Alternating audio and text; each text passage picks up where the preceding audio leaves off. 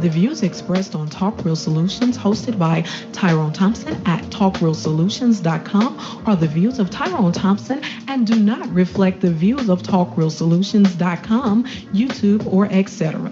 The content here belongs to Talk Real Solutions and its many contributors. Views and opinions expressed by all contributors belong to them and not TalkRealSolutions.com or Tyrone Thompson, the host, or etc.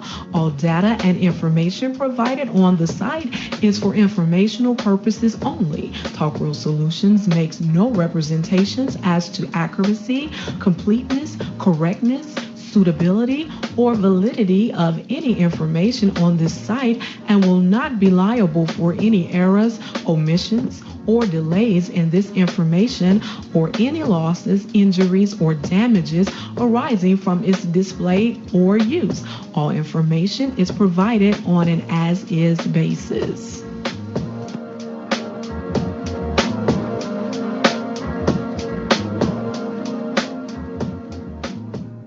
All right, all right. Welcome to the show. Welcome to the show. This is Talk Real Solutions, and I am your host tonight, Tyrone Thompson. I want to thank you for tuning in. Today is February the 9th, 2023, and I want to invite you to go to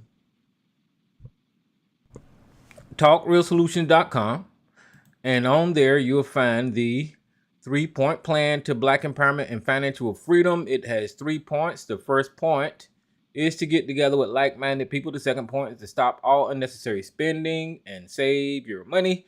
The third point is, as a unit, invest or save your money in a verified and trusted institution. A great goal would be for you to open a Black-owned business, and right above the 3-point plan, you have a link to African American-owned banks and credit unions.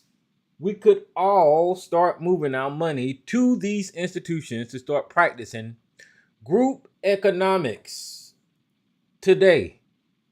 I know people don't talk about group economics a lot, but I think that it's a awesome idea. But I also have the reality of knowing that it would never be implemented. But, there is no harm in pushing group economics, because I think that with group economics, and when I say that, I'm talking about the African American community spending money amongst itself and supporting each other. But we just got away from that whole idea, seemed like. But I steady want to push it, so there you have it. And then above the link, you can click on this link here, and it'll take you to the Black-owned banks and credit unions, and you can see where they're located in the United States of America. And you can follow along on TalkRealSolution.com as we get through the news stories. You can click the links and read the articles yourself. You can follow along on the website at TalkRealSolution.com, or you can follow along on Facebook or YouTube as we go through the show and have the conversation. If you want to participate in the show, all you have to do is dial the number 717-908-1834, and then the access code is 917324. And you can the numbers is what I just said, or it's in the description, and it's on the screen. So if you want to call in and participate in the show, you can. And you know me, every week I allow people to get it in. If you want to talk about whatever you want to talk about, all the cards are on the table. I try to keep it, reasonable. I try not to go off the rails and have all these crazy conversations no more, yelling and screaming. That just ain't my thing no more.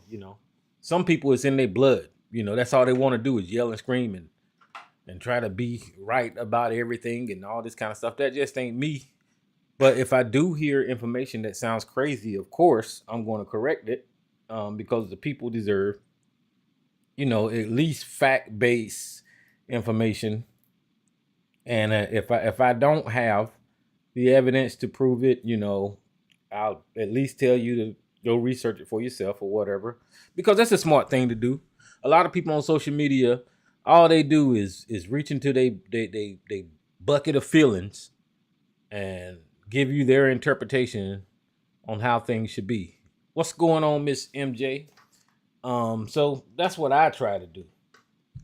Um, what's up, Frodo? Um, oh look, I got to tie the MJ. Yeah. Y'all know what? I done put on some damn weight, and that's a damn shame. I was down to 165, and now I'm up to 190. It's between 193 and 190, and it sucks. But I'm trying to do what I can to get back down to my really sexy fine weight. I know I'm sexy fine in any weight, but I kind of like being 165, and it's hard. It's hard to I don't know what I did to get down to that weight, but I know I did work much more harder than I was um more into it than I am now. So anyway, that's just a thought. Eat right, damn it. Stop eating Oreos. I guess that's the goal of why I said that. But anyway, all right. So what we got going on? Well, I guess we had the State of the Union that I didn't even look at this time. I didn't watch it. I just watched a couple of responses from the State of the Union. And from what I'm gathering, people said that Joe Biden was pretty good in the State of the Union. He addressed a lot of issues. He kind of, called out some of the BS that is going on in politics, which is fine. But I'm continually disappointed at this country, and the way that we're addressing the black community in this country. We don't. We just don't. And that is sad at this point to see African Americans dedicate so much of themselves to living in this society, and our issues don't get addressed. As a matter of fact, politically, people are writing laws to continue to oppress us and hold us down. And some of the people that call in here is not smart enough to realize that. But it's clear as the nose on your face. Whenever you look at society today, you see all the police killings. You see the policies getting put in place, like voter restriction, voter ID. You see Ron DeSantis, the racist, the KKK state in Florida, banning books that have black authors and talking about racism and white supremacy. You got Sarah Huckabee Sanders. No, have y'all seen Sarah Huckabee Sanders? Listen, I don't mean to be mean, but that has got to be the ugliest woman on the damn planet. And she's the governor. I ain't trying to talk about that lady, but something ain't right about her face. It just ain't. What did she do? But she's the governor, and she's the governor because of Mike Huckabee. Is she had mid stroke or something? I don't know what is wrong with that lady. Something bad happened in that lady's life. And before, I guess she got her teeth fixed. But before, her teeth wasn't fixed when she was at the White House. And then I guess she got her teeth fixed or whatever. But good, Google a moogler. And I'm not, but the reason I'm bringing her up, because she's a racist too. That's the only reason I'm bringing her up. Because one of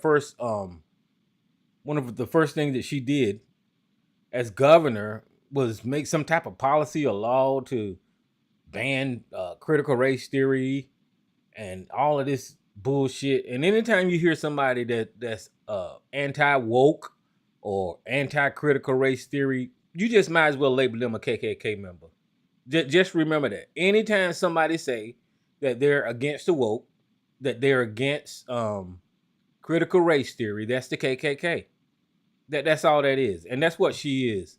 And that's why I'm bringing it up, because, I mean, like I said, DeSantis in Florida, this freaking KKK member here, and other politicians that actually legislate and try to rule and make rules against Black America. That's why this country disappoints me.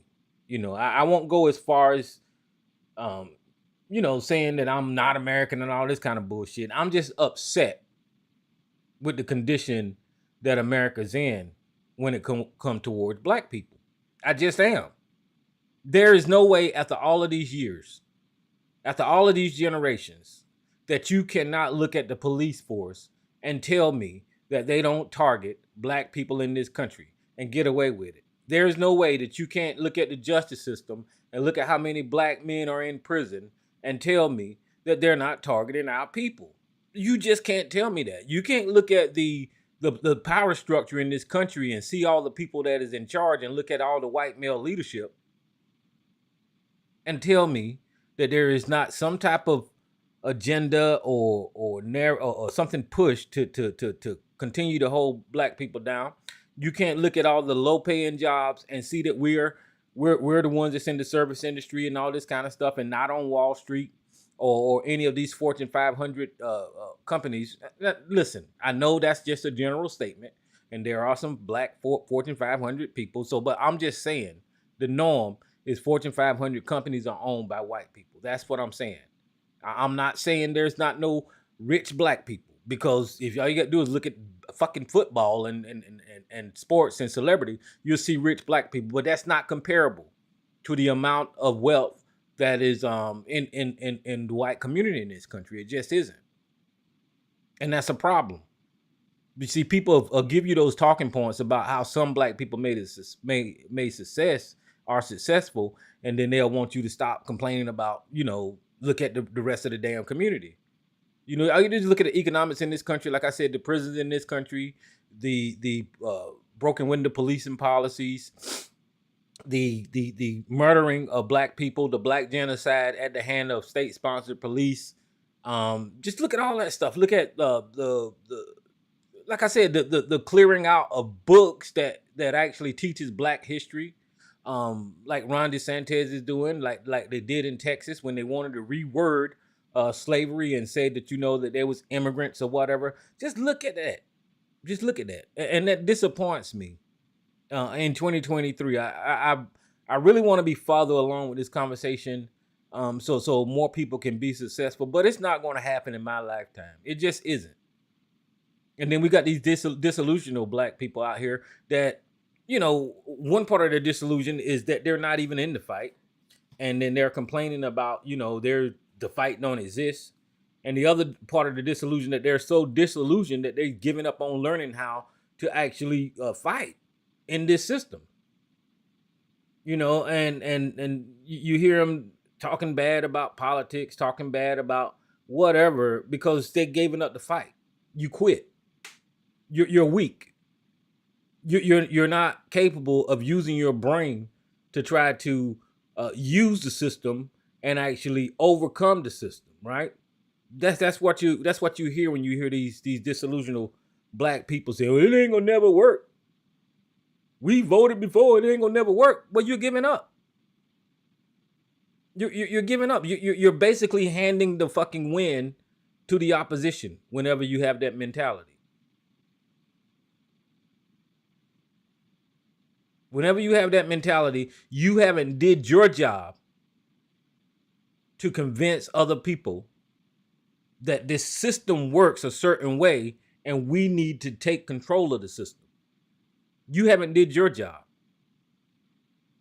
A lot of people push back on me because I talk about how important politics is and controlling things. And that's just the way this country runs, with money and politics. If money and politics, you have power. If you got power, you can write legislation. You're not going to, just like a lot of people got scammed years ago. Not years ago, here in the recent past, with this reparations ploy, right? Because it feels good to hear that. It feels good to hear influencer talk about reparations and fighting the power and what all we can do to make these white people give us our money and pay us our check. That feels good. But what the fuck does it accomplish? It doesn't accomplish a damn thing. It doesn't accomplish a damn thing for you to sit up and listen to a social media video about somebody bragging about how they're going to get reparations because we're going to be mad at the Democrats and cross our arms and all this kind of bullshit, and we ain't going to give them our vote. It's funny to even think about, we ain't going to give you my vote unless we get a check. Get the fuck out of here. That's stupid. That is the dumbest thing that I've ever heard said on social media. And it had an effect of making our community disinterested in politics. Because let's just put it on the table. Politics is a white man's game. American politics is a white man's game. He created it. He put the rules there. He knows where the boundaries are. He knows how to manipulate it in his own interests. It's his game. So what do people always say whenever it's like a when people playing cards or people playing some other type of game, there is a saying, you got to beat them at their own game, right? You see, whenever I hear the term beat them at their own game, to me, that's motivating. Like, I got to learn what you're doing because you created this game, and then I got to whoop your ass at it. Right? You got to beat them at their own game. And we lost that type of motivation in our community about learning the game and then turning the game around so we can be successful or we can win. We lost that in our community. Because every time you talk about winning in politics, the first thing you hear is some fucked up conspiracy. That's all you hear is conspiracies. The woe is me that Democrats and the Black Caucus and they're not gonna do nothing for us and all of this kind of dumb shit, right? We used to be motivated when it comes to politics, but not in recent years, because this is what you hear from stupid asses like Boyce Watkins and Tariq Nasheed. But not in recent years, but we used to be motivated about politics, and we used to try to get people involved in politics, right? And we still do. But the effort is useless whenever you gain in convincing people that politics is important, and then you turn around and here you have this influencer with thousands or hundreds of thousands of followers just shooting your shit down. It's like you're spinning your wheels. It's useless. It's useless. But I can tell you that from my perspective, I will always do the right thing and try to gain power through that mode, if you will, by participating in politics. That I will always do that. And I will always try to convince people who will listen that it's important to participate. But whenever I hear the objections, which is dumb as fuck to me, that they ain't never did nothing for us,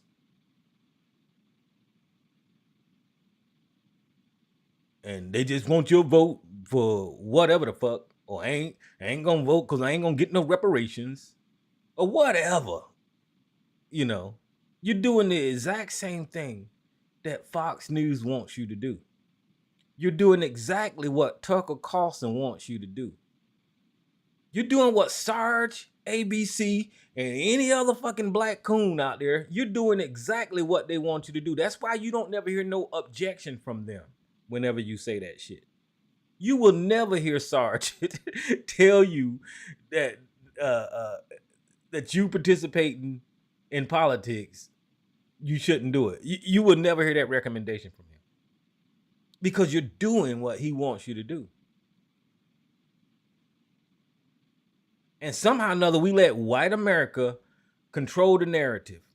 I'll give you a perfect example on how the Republicans control the narrative, right? Y'all just heard about this Chinese balloon. As a matter of fact, I seen that balloon, and I got a video on the channel of the damn balloon I watched that damn balloon. I was outside and I seen it in the sky, and I thought that it was just gonna sit there like it did for the past couple of days, but there was these jets flying around it, and so I just recorded a little bit of it because I wasn't gonna stand out. It was kind of chilly. I wasn't gonna stand out there hold the goddamn camera on the balloon for fucking hours as it float by. But there were these jets floating on, so I turned my camera off, and then the next thing you know, the fucking jet shoot the goddamn balloon out of the sky, and I recorded the piece where it's falling down out of the sky over the water, right? But the reason that I'm telling that story is I'm going to give you a prime example of how the right wing, racist America controls narratives in this country. Now, when that balloon hit the United States of America, you've seen all over the country how weak Joe Biden was, how the Democrats is letting China control shit. You heard all of this news about the damn Democrats being weak and not doing anything about China, right? As a matter of fact, there was this social media movement to where they had right-wing people making posts holding guns saying that they're gonna shoot down the balloon, right?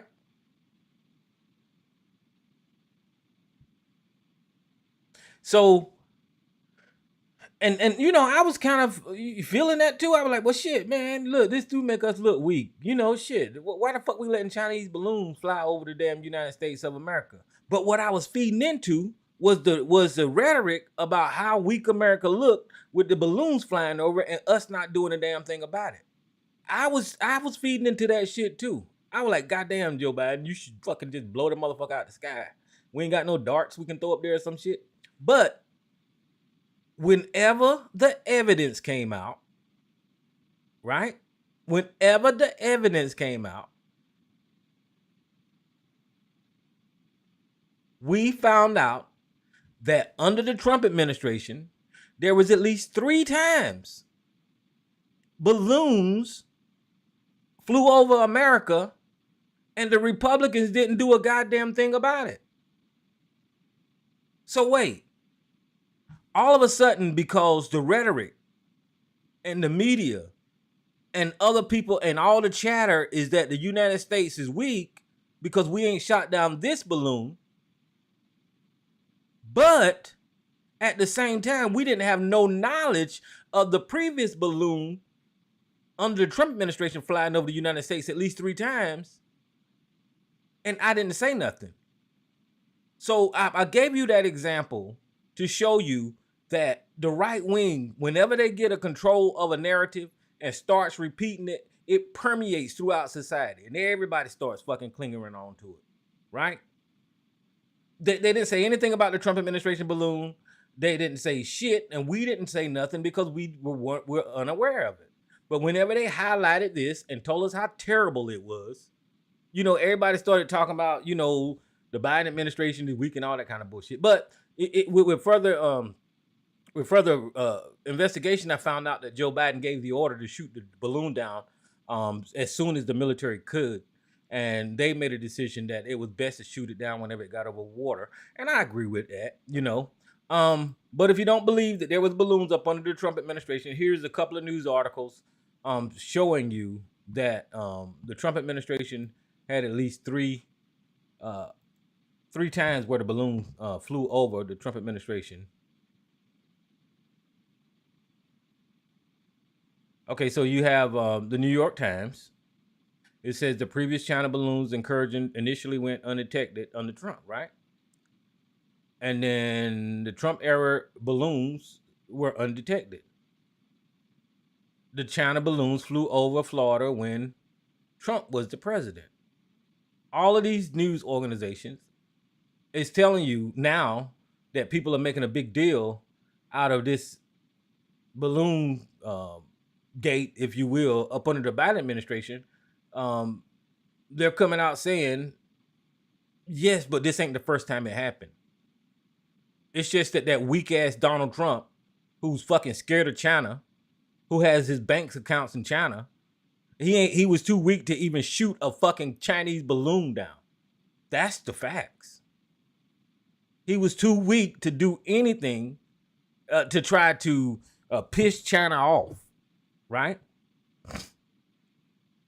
The intelligence community let us know, okay, yes, this is a Chinese balloon, but because Donald Trump is a orange piece of idiot and he loves Chinese, not only Chinese food, but kissing Chinese ass, he didn't do shit to about the balloons that was flying over the United States under his administration. As a matter of fact, you could even go as far as to say that he misled the United States about our national security by withholding that information from the people, right? But I'm saying all that to say is that you have two situations there. You have two situations where similar events and our response is completely different. And you can even push this further, right? Check this out. Do you think the Democrats or President Biden would have reacted if no one had said anything?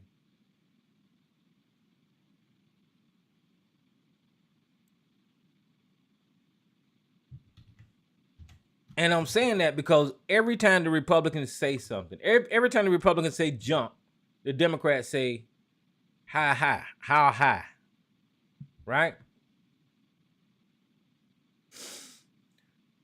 The Democrats say how high. And because the Republicans and Fox News was out there calling the Democrats weak, they use $1 million airplane that's millions of dollars, just took millions of dollars to shoot down a goddamn balloon. That's what the fuck happened. That's what I witnessed. I witnessed a big ass expensive jet that got expensive ass fuel in it, a couple of them flying over the house, wasting goddamn gas. And then I watched $1 million or so, or millions of dollars, get shot into a fucking balloon because the Republicans were complaining.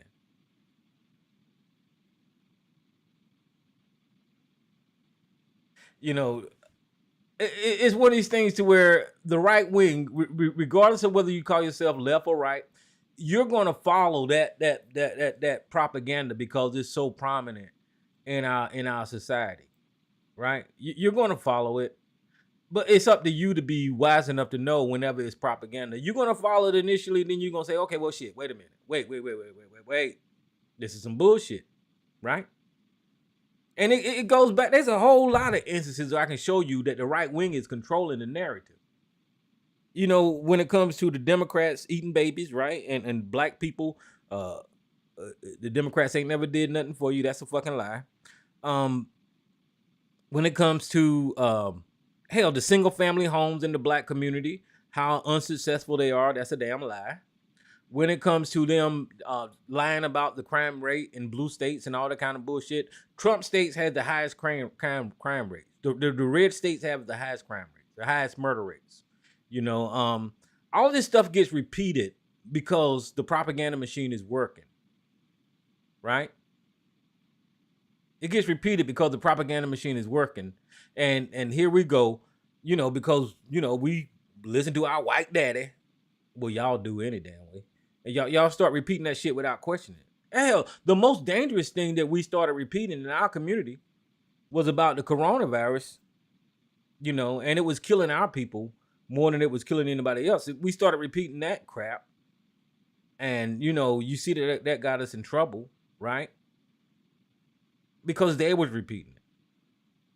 And then now you have black people that actually repeat the election fraud bullshit, you know, about, I don't know what, this is crazy how whenever they start pushing propaganda and they keep doing it over and over and over and over and over and over again, then we end up as a society repeating that dumb shit. That's why you have to validate everything. That's why whenever Sarge calls in here and talk to me about the Trump document situation, he screams and yells when I pulls out the facts. You know, I have to show him with evidence that what he's repeating is propaganda. The classification status didn't matter in that Trump document case. What mattered was espionage. What mattered was destruction of government property and lying to the FBI. That's what mattered. That's what he's getting charged with, with the documents. It ain't got shit to do with classification, right? Even when it comes down to the Hunter Biden laptop bullshit, it's coming out now that ain't nothing on that laptop criminal except for Hunter Biden is under investigation for taxes. That ain't got shit to do with what these people are pushing with Hunter Biden and Burisma and sitting on a board and all that. Ain't got nothing to do with that. Just do the research. Do the research. Now, I'm not researching Hunter Biden.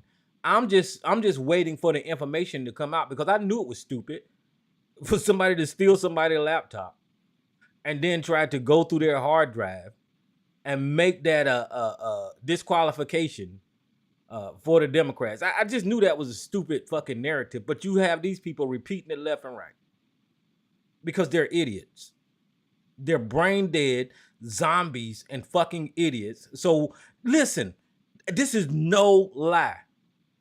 The right wing have now got a war. I think it was against chocolate milk. These people are nuts. Let me see if I can Google that. I heard that somewhere. The right wing war against chocolate milk.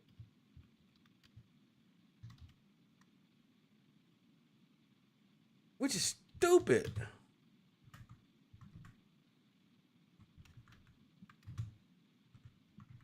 I think I heard that somewhere. Was it today?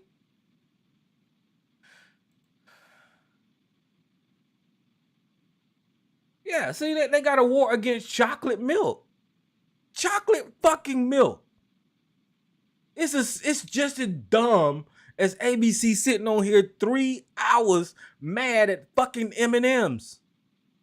Because the right-wing propaganda is fucking working. ABC was mad as fuck with that candy. He was cussing and huffing and puffing about some kind of green M&M or some bullshit. What the fuck is wrong with you, man? It's candy. Are you all right?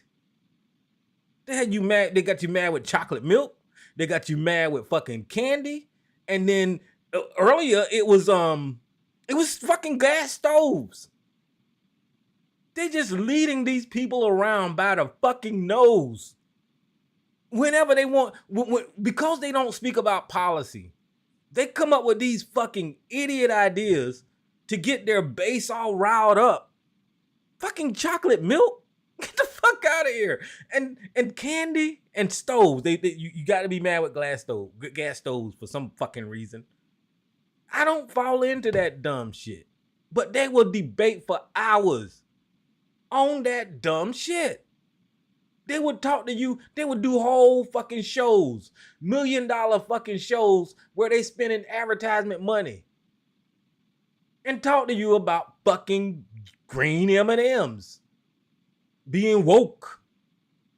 I don't even know what the fucking conversation is with the chocolate milk, but here you can see the headlines: the U.S. Latest culture war over chocolate milk. Oh Jesus Christ! Who's that? Sydney Morning Herald, the latest item in the culture war menu is chocolate milk. Chocolate milk has become the latest American culture war. They're laughing at us. The latest American culture war on a battleground state as the debate rages over dairy, drinks, places, school cafeteria menus after division over council culture. But whatever. You know what? I don't care. I don't even give a fuck why they mad with chocolate milk. I just want to point out the fact that you guys are so indoctrinated that they can pick a subject out of the air to piss you guys off. And then here you come. The Democrats is trying to take your chocolate milk. The Democrats is trying to take your stoves. The Democrats is trying to make M&Ms woke. Get the fuck out of here. Where's the policy? Where's the fucking policies? Where's the policies, Sarah Huckabee Sanders? Where's the goddamn policies? What are you going to do for the United States of American citizens? We don't give a fuck about no Hunter Biden laptop or no goddamn chocolate goddamn milk. Where's your infrastructure bill? Where is your plan to raise the minimum wage? What are you going to do about the still high cost of healthcare? Where is your policies? Not one time will you hear these motherfuckers talking about policies. Not one. But they will fucking get some ad dollars about some fucking chocolate milk though. And M&Ms. Or whatever the fuck. It's silly to me how indoctrinatable or programmable or easily these people are swayed. All because of politics. But let's flip it up. Let's flip it around, because I started talking to you earlier about how important politics was, right? And if you have control of politics, you have power. That is power. Even though it's silly ass power, this war on woke against black people and taking books is silly ass power. This war on M&Ms is silly ass power, but they got power because they indoctrinate their followers with this fucking low level thinking, and they follow them, right? And that gives them votes, and that puts them in position of power. Now, like I said, let's flip this over. If we had talking points or items on the table that was important enough to the African American community to be all on the same page about politics, then we can influence our group in a right way with issues that matter, so we could all get on the same boat. You know, but there are so many issues out there in our community that we are concerned about. We can't just narrow it down to one, which makes it more complicated to do what I'm saying for black people when it comes to politics and getting them thinking one way, right? But that shows you that the other side is stupid. You're dumb. You're fucking weak-minded. You'll fall for any fucking thing. And whenever you're speaking about your anti-government, you want to be led. You're not saying a damn thing about the right-wing government inserting themselves into women's rights in this country. You're not saying a damn thing about the right-wing censoring black history in this country. The government intervention in our fucking schools. You want to be led. You want to be led. You're not saying shit whenever the government is able to come up with policies like qualified immunity to protect these genocidal fucking race soldiers in this goddamn country that is murdering its own citizens. You're not anti-government. You are pro-government, and you're pro-tyrannical government. That's what the fuck you are. You want to be led around the nose by a fucking modern day Adolf fucking Hitler. That's what you want. Compared to living in a fucking free democracy. You want a king. You want somebody to make the other side feel bad. You want to chop their fucking heads off with guillotines, your opposition. But you're comfortable with being mad at fucking chocolate milk. Just so you can be angry. Just so you can be angry, you want to be angry about gas stoves. Just so you can come together. You want to be angry about fucking M&Ms. And ignore facts. The fact is, the 3 balloons flew over the United States during the Trump administration. And you didn't say a damn thing. Just like whenever Tucker Carlson was reporting on the Supreme Court decision to overturn Roe versus Wade, and there was this I think she was a 10-year-old girl that got impregnated by a rapist, allegedly, right? And when the facts came out, but Tucker Carlson was reporting on how bogus that story was, right? But when the facts came out, it was true. But these people was calling it a lie. Another instance, when Paul Pelosi house got broken into and he got hit in the head with a hammer, you had these people calling in here talking about, well, he was in the house with his gay lover, because Tucker Carlson said that. Because Fox News were reporting that Paul Pelosi was in the house with his gay lover. But when the facts came out, these motherfuckers didn't say shit. They didn't correct the fucking record. And you still fall for that bullshit.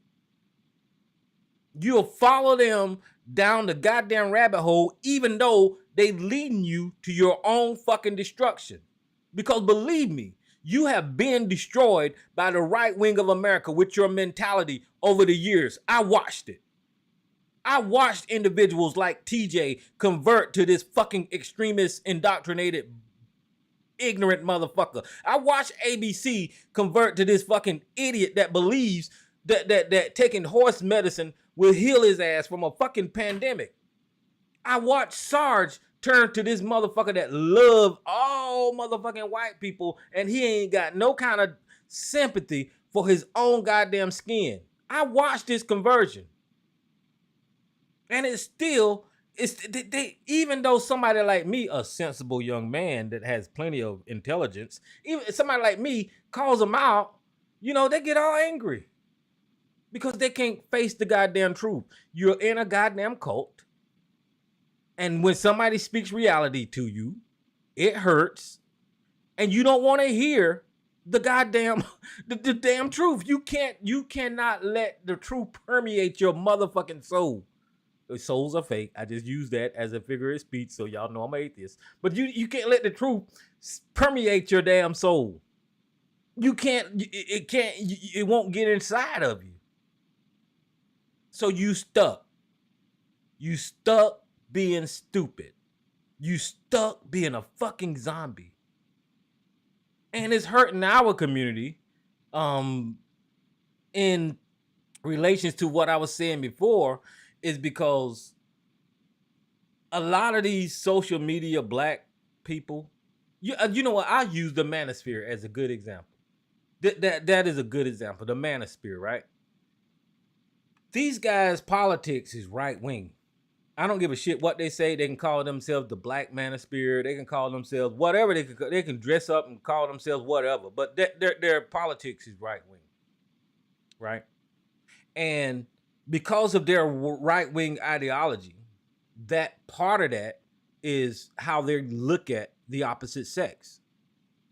They look at the opposite sex like the right wing. The right wing look at the opposite sex as it is in the Bible. A woman has a certain place. Y'all got to follow me now because all this shit connects. Y'all know Tyrone be putting it all together. So the right wing looks at a woman as they should be in the Bible, right? Follow the man. The man is the leader of the house. Shut your ass up. Get in the kitchen. Stay barefoot and pregnant. Don't say a goddamn thing. You shouldn't have a fucking job. That's what the right wing looks at the woman as. This is a truth. That is exactly how Republicans, Southern Democrats, evangelicals, Donald fucking Trump looks at a woman.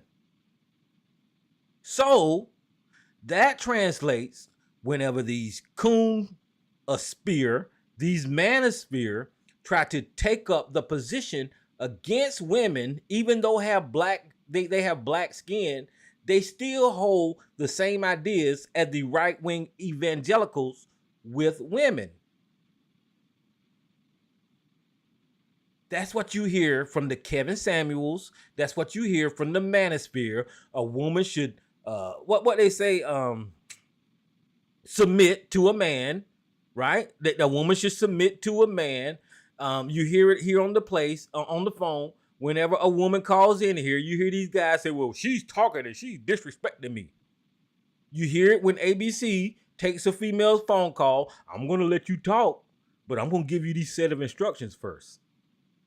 You hear it when Sarge interacts with a woman, because soon as a woman says something not even half as bad as I done called his ass, he screams and yells like a little bitch. You can't talk to me like that. You're not going to talk to me like that. You hear it in these guys on this fucking line that they are taking up the position of right-wing America and right-wing evangelicals as they look at women from the Bible, and these black men take up the right-wing talking points and they treat our women the same way as their master has programmed them to treat our women. Right? But here's the confusion. Is whenever you look at the manosphere, they push away from, no, I don't follow the right-wing politics. But you do. You just said the same thing about women that these guys just said. And because you're black, you're saying that, no, that's not a white person's idea. That's bullshit. That is bullshit. You know, as a black man being raised up in our community, and people call me a simp or whatever, I don't give a fuck about none of that. But I know that women are equal. And I know that a woman has just as much to contribute, if not more sometimes, than I do. You're supposed to work off of each other. And you hear ABC referring to yin and yang, yin and yang, but his version of yin and yang is not equal. Because a woman has a certain place and a man has a certain place, and you can't cross those boundaries. The only boundaries that we can't cross is the biological ones, right? She don't have a penis and I don't have a vagina. That's it. But anything else, anything social, the job, the environment, the whatever, it's human interaction. So anything else you can cross. It don't matter. It's not stay at home and barefoot and pregnant and shut your mouth and it's not that, right? It is not that. We live in 2023. But because of that Bible, the right-wing evangelicals, and then the manosphere copying that idea when it comes to women, you have people that call in here like Mr. fucking Solutions. And then you have people that become popular like fucking Kevin Samuels. Because they don't respect their fucking women. And not only that, they're fucking emotionally hurt people. Because if a woman says something to them, this is crazy to me. Listen. I know I'm kind of going off right here because that shit bothers the fuck out of me. But these guys are so fucking pussyfied that they can hear a woman say something on a video, right? And then they can call in here and say something like, our women don't respect us. But no, motherfucker, where'd you get that from? They don't respect us because they made a video. Did you see them niggas make videos? They don't respect us because she said this about black men. What the fuck? They literally, on Fox News this past week, Jason Whitlock just literally blamed black women for the Tyre Nichols fucking killing. Where was you at then? It happens all the time where black men are out here dogging the fuck out of black women, and these people don't say shit. But soon as a black woman say something back or something negative, they don't respect us. Well, I never felt that way. I don't give a fuck how many videos you show me. I don't give a shit if they're the pink whatever they is, or I don't care, because those women have a right to free speech and they can say whatever the fuck they want to say, right? Just like those men can have a right to say whatever they want to say. But since I'm a man, I can call your dumb shit out. I can say you sound like a damn punk. I can say you sound weak as fuck. I can say you ain't leading shit. because you're calling out fucking women. I can say that because I'm a damn man. Now, if women don't get out there and do whatever they want, that's their business. I don't know, but I don't have to. It's almost like these guys that listen to these women on the video. To me, I could be wrong. It's almost like they fantasize about dating the person that made the video. Just like, okay, ABC is a good example. I know he's married and all that, but whenever he get on here and he was criticized, him and Ken, dumbass, whenever they get on here and they criticize women for twerking or all that kind of stuff, it's almost like y'all think this person is going to be in y'all life somehow or another, and you're going to interact with this person on the internet in an intimate way. Like you're going to date this woman that you don't even know. Why are you talking about this woman like you can correct her actions? She's making a fucking Instagram video. You ain't gonna have shit to do with that woman twerking her booty. Not a damn thing, except for sit up there and look at it. So that's telling me that psychologically, these guys got problems. Psychologically, and then they go into some shit about the stereotypical, well, if it weren't for her out there twerking, we wouldn't be in the damn problem that we're in. What? Nigga, I'm gonna tell you, you ain't gonna never take my leadership as a black man, my role of leadership as a black man away from me. You ain't gonna never do that. But these guys easily submit that women are running things, right? That's what they do. They say, well, if it wasn't for the woman, then our community wouldn't be in this predicament. That's bullshit. That is bullshit. If I don't subscribe to this thinking, but let's just play it out. If you want to look at the role of men as leadership in a society, and black men are the ones that are going to jail, and the ones that are have all these broken families, and the ones that are running around impregnating every goddamn body, you're the fucking one that has lost control of your position. Period. You are, nigga. You are. It's not her. I mean, goddamn. But these guys, it's weird. I don't know how I got on that, but it just bothers. Y'all know that shit bothers me, and I hate to speak about it because people get all sensitive and shit. That you don't know what you're talking about. Yeah, the black woman, if it weren't for the black woman. Bullshit. That's some bullshit.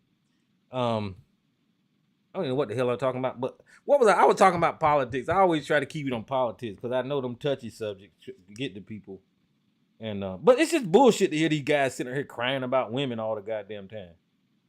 Like you calling into the internet is going to resolve your fucking social life. No, you got a fucked up social life. Period.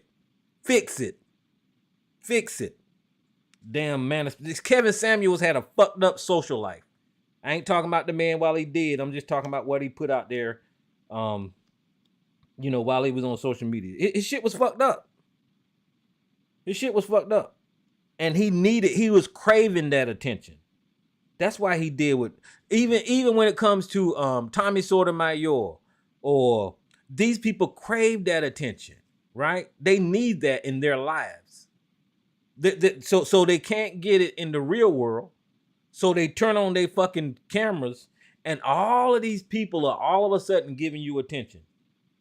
That's what the hell you've been wanting. And unfortunate. Well, I guess fortunate for them that, whenever you do get that attention nowadays, you get popularity with it, and shit, their life is complete.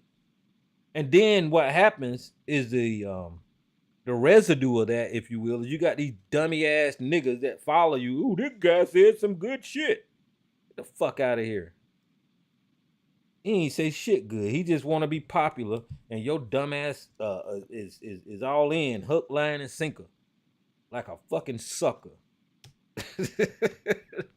I know that I went somewhere, but these guys get on my goddamn nerves. They always will. I don't even know. Blaming fucking women is just fucking sad to me. Especially when listen, brother, you have the ability to change yourself. You have the ability to influence your community. It's just like when people like me are talking, No one wants to hear that. This is not popular speech. No one wants to hear what I just said because it hurts your fucking pussy ass feelings to know that you as a man is failing your people. That's what you're doing. You're failing your people by spending most of your goddamn day on the internet analyzing black women and finding the time to sit up here and make a video or comment in somebody's fucking section about black women. That's what you did. That's what you do. You know, that's just I don't know what else to say about it. And the fatherless thing, I mean, come on, guys. If we want to be serious about this conversation, we got to ask, what is going on with people in the black community. And it's not the complete answer. Economics is the primary driver of our conditions. So in order to speak towards economics, you got to get involved in what? Say it with me. Politics. In order to get involved in the way the prison industrial complex in this country is handled, you got to get involved in what? Politics.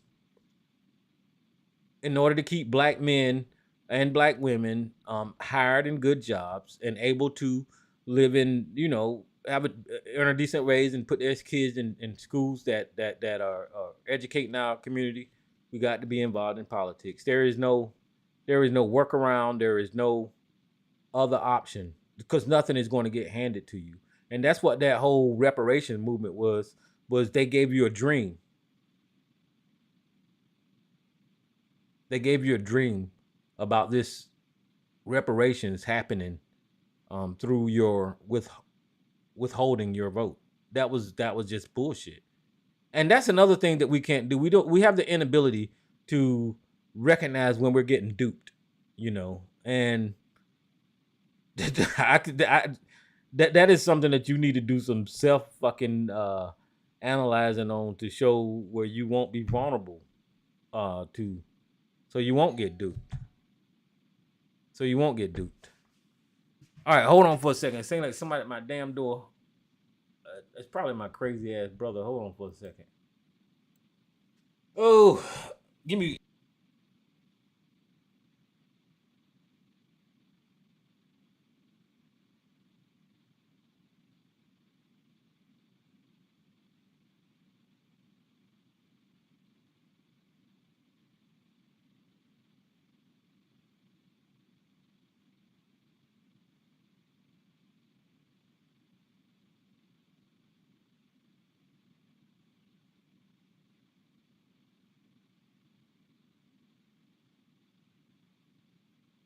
All right, I'm back. I'm sorry about that. Yeah, I got one of those brothers that show up at any time for whatever reason he wants to show up. I don't know what this is. It kind of remind me of the phone calls from Howard that used to happen. I done fired Howard. I ain't want to hear from that nigga no more. He crazy. Cause Jim Crow only lasted for 1 year. Dumbass shit. But anyway, like I said, we just need to wake up.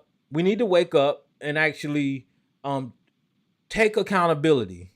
I don't offer solutions because the condition the community is in a much more complicated situation that can be handled over fucking a conversation on the internet, right? So we just need to. I just offer, the way I view things and see things. I just offer, my suggestions, and we just need to, as men, we need to wake up. We need to take accountability. We need to stop shifting blame on other people, and just stop blaming women, because you look weak as shit whenever you blame women. But that's all I got to say. So Miss Elisa, anybody, if y'all want to call in, you can call into the number. I don't know where I went tonight, but I was all over the place. I started with politics and I ended up on how weak these damn manosphere men actually are, and this is where I ended up at. So Miss Elisa, if you want to call in to the number, not Miss Elisa, but if you want to push one, I'll get you on the line. And if y'all want to call into the number is 717 908-1834, and the access code is 917324. And I'll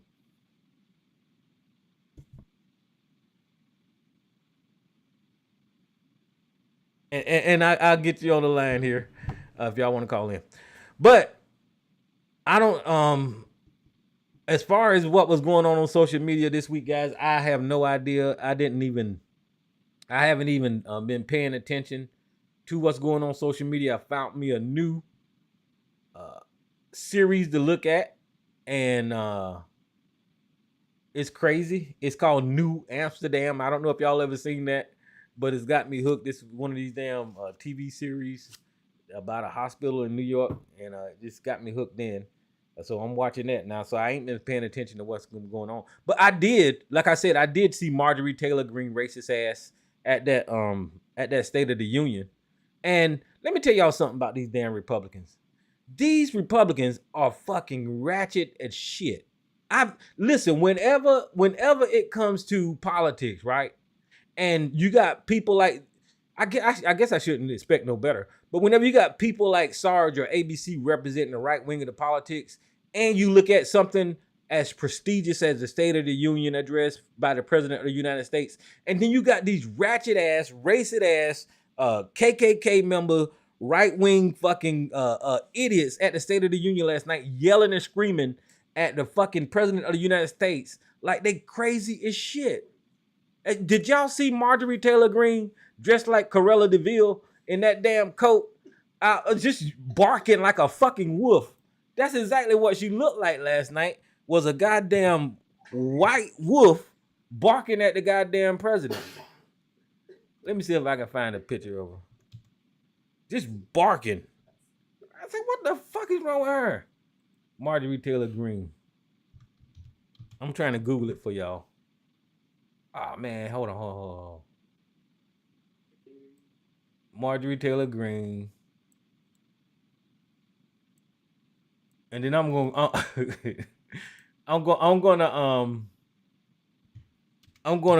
Google Cruella de Vil and let y'all see that this motherfucker look just like the fucking 101 Dalmatians lady with that damn fur coat on last night. That motherfucker is, see, there she go. See right there, Cruella de Vil, right there. There she go. Y'all see her? Now let me see. 101 Dalmatians.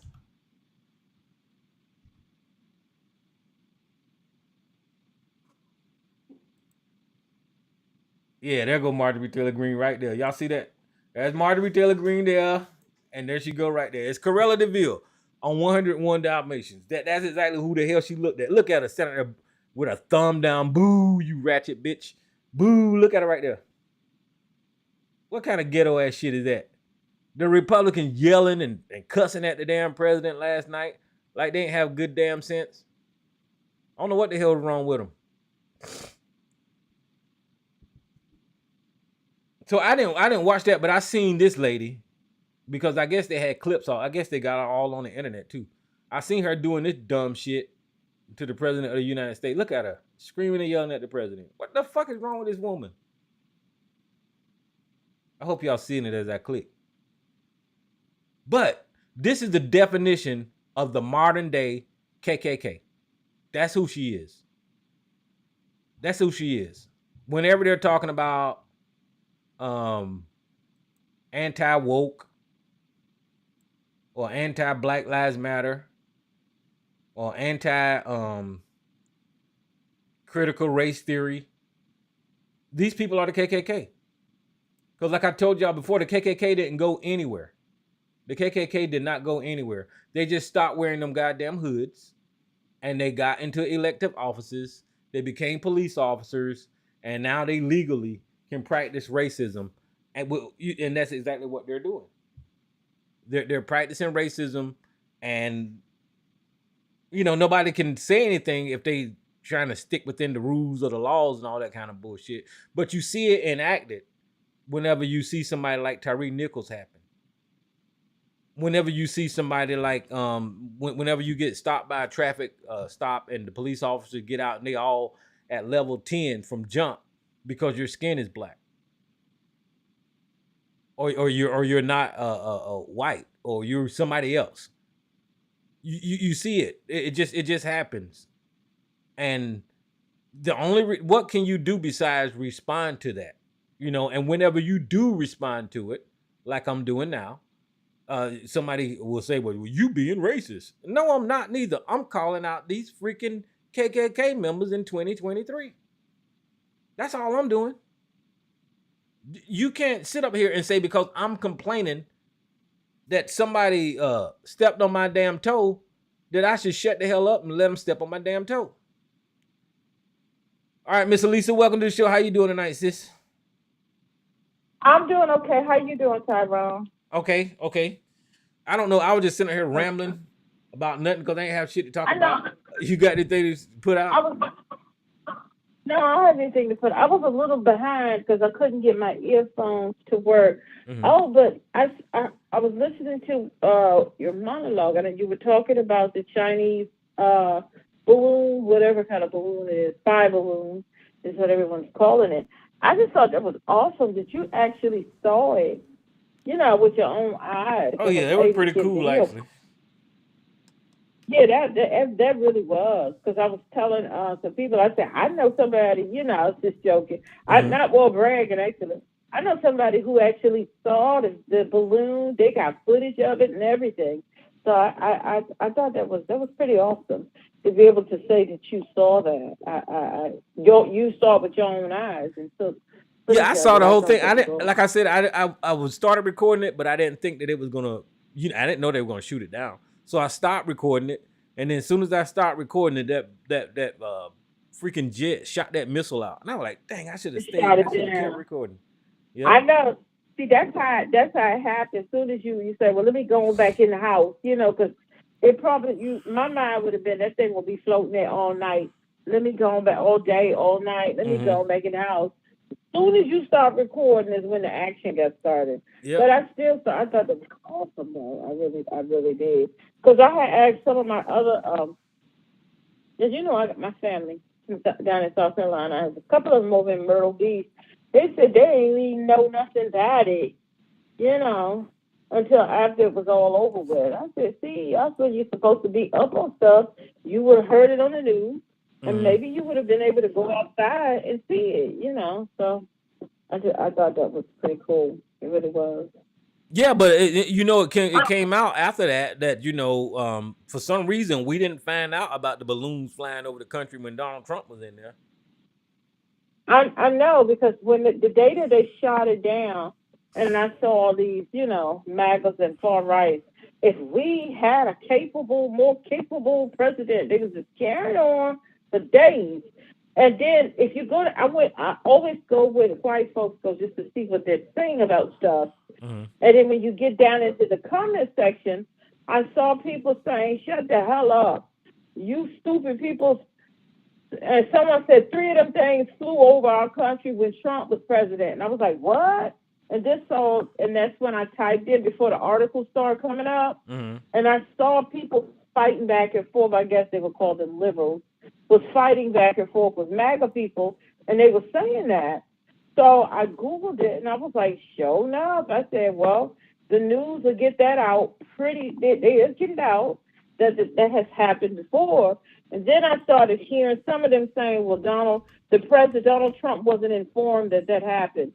I find that hard to believe. Oh yeah. You are the president of the United States, and you were not informed by intelligence that the Chinese has some type of weather balloon or whatever it is flying over the country. That's a lie. You're just trying to come up with that. But Trump hasn't said any too much more about it from what I've been reading, since the news came out that it happened 3 times since when he was president. So, and I find that hard to believe that he was not notified. And if he was not notified, why not? Well, he That was. sounds like a security. He was. He I was, mean, anyway. he's the president of the United States, so he get threat assessments all the time. So this is what I think happened is that whenever he got his briefing for that day, and they said it was a China balloon, he got scared because he's an orange little fucking pussy of China and just just let it happen and try to keep it and try to sweep it up under the rug. This is what that's just my assumption. And, of course, I might be I 100% believe wrong, that. but I believe he's so scared And of that this China that whenever he found out about the yeah, balloons, he just let them go. because they probably got something on him. But like he gets threat assessments, he gets different type of assessments, and what they have reported, all of the I don't know if Jimmy Carter still does, but all of the former presidents get assessments like that. They get briefings every day, Right. and they do that just in case the current administration or something they want to bring them in on this and this and that. So he knew, and all the other presidents they knew too. The balloons, so they knew, and he knew. So I find that hard to believe. But then when you was just now talking about Marjorie Taylor Greene, that was a sad display Oh at the yeah. State of the Union. That was it, not just her, and they were like carrying on and thumbs and down and like acting like they were at a rock concert or a pep rally. That was a sad display from the Republicans, from those Republicans that were doing that, and her yelling out, "You are a liar! You are." That just looked bad. Now, They the ratchet. state tax, it's just ratchet. It's awful, and it gives the country a bad look. Now, throughout the years, when depends on well mainly the Republicans would do this, but I'm sure the Democrats probably did too. When the president was speaking on something that they didn't like, they would go, they would ooh and ah a little bit, Well, or now like when they the probably did that. The Sanders Democrats probably did that, they Miss did Lisa. that. But I know they didn't look like them Republicans last night. Not from what I seen. Oh no, Don't nobody act no, like I've that. never seen anything like that. Yeah. Or like if the president said, who's ever current administration, their party stand up and clap, and then the other party would not stand up and clap. They would do little things. They would do things like that. But this last State of the Union, that was just an awful look. It was ratchet. It made the country look bad. Why these people are still voting? Why in the state that she comes from? I mean, she's been stripped of all of her committees. Why are they keeping these type of people? It's just the whole government and everything now just looks terrible. I mean, nothing is really getting done. The only thing the Republicans say, like, oh girls, redress after the State of the Union. Everything is in my job. I'm here to fight against President Biden. It's never been like this before. It's never. I mean, they would have their things and come in and say, when they Republican, they come up with their response to the State of the Union, and when politicians would speak about other, they've always had this discourse, but now it is just so awful. It's so junior high schoolish. It's mean spirited, and it's a bunch of lies all mixed in.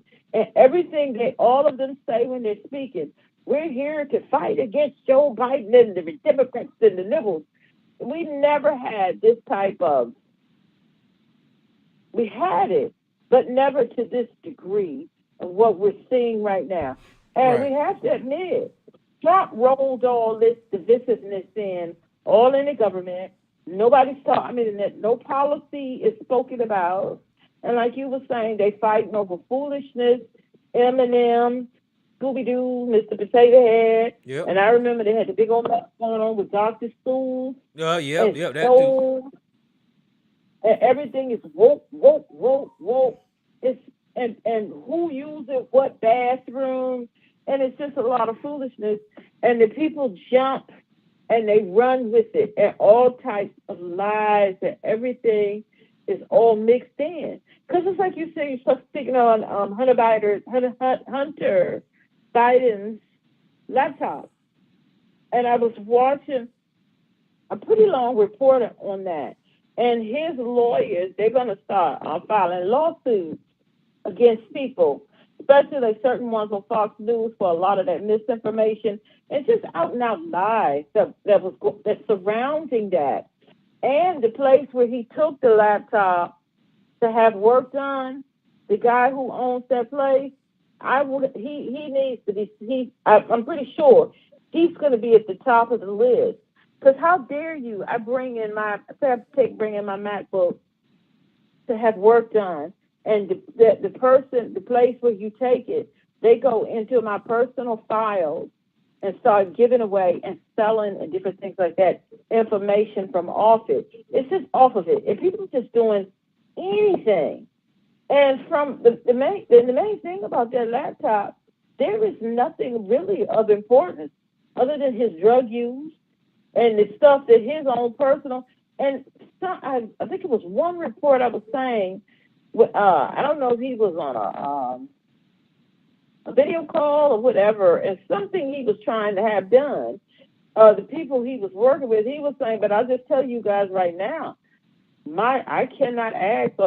I asked my father. My dad won't influence anything for me or anything concerning that. He's saying that to whatever that is, he had going on. What they're trying to do is like, okay, I heard one of these Republicans say, Hillary Clinton and the Benghazi investigation, right? The reason that they are saying that Hillary Clinton lost is because she was under investigation for so long, and it questioned her ability to lead, right? So their idea is they want to put the Bidens under investigation. You see what I'm saying? So they can damage the credibility of the. So this is what this is all about.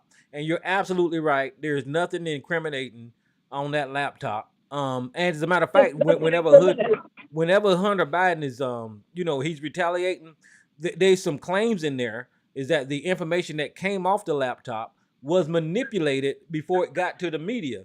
So some third or fourth party put information on the laptop, then probably gave it to Fox News or a media outlet, and that manipulated information have been put out there. So it's that type of stuff that Hunter Biden has pushed back on, and he rightfully so. So he shouldn't allow this stuff to go on. And then some critics were saying, well, is this the right time for his lawyers to file lawsuits against these people? Then some other critics were saying, well, even if he doesn't file lawsuits now, they're still they're going to be on this thing. They're going to they're just going to run it into the ground. So you might as well. If he doesn't file lawsuits, they're not going to stop talking about it. It's not going to go away. So you're damned if you do, you're damned if you don't.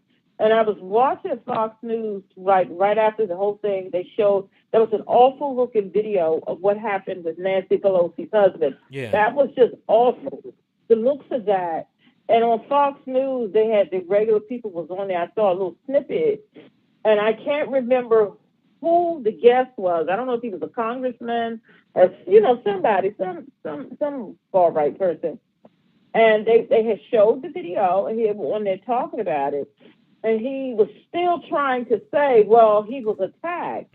But he was still trying to say, but we still don't know what. And then the Fox News host, she was blind. I think it might have been Laura Ingraham. And they said, but we have the video footage of the man actually breaking into the house. And he still was running his mouth. They said, no, we have the footage. This man broke in.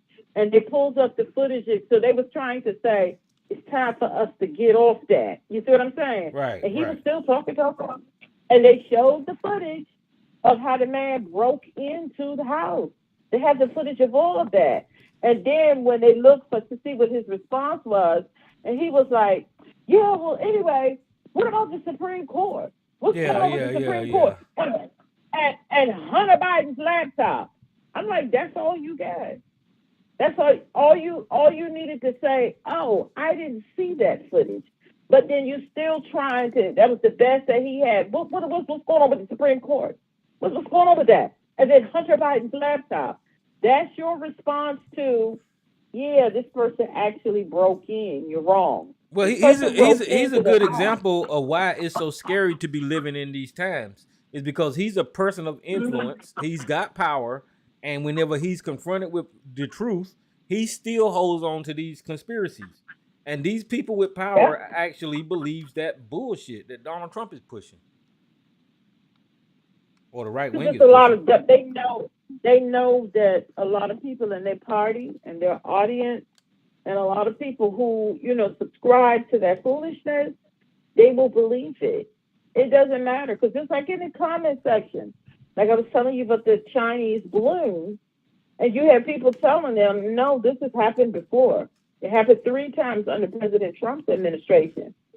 And they was like, well, that's a lie. Who said? They said, no, you Google this. That's a lie. I don't believe that. That's fake news. And so, when you get that type of response, it's no need to really, I don't think so. Yeah. That guy is a remnants of like Sarge or ABC. No matter how many facts you fucking tell them, they will always stick to the narrative that they've been indoctrinated with. They will They're going to stick with it. They have no humility about themselves. They have no type of morals or ethics or integrity. It's all about propaganda with those guys. Yeah, and it's very scary. It's very scary. If them people get back control of this country, which they still got pretty good strong arm over it.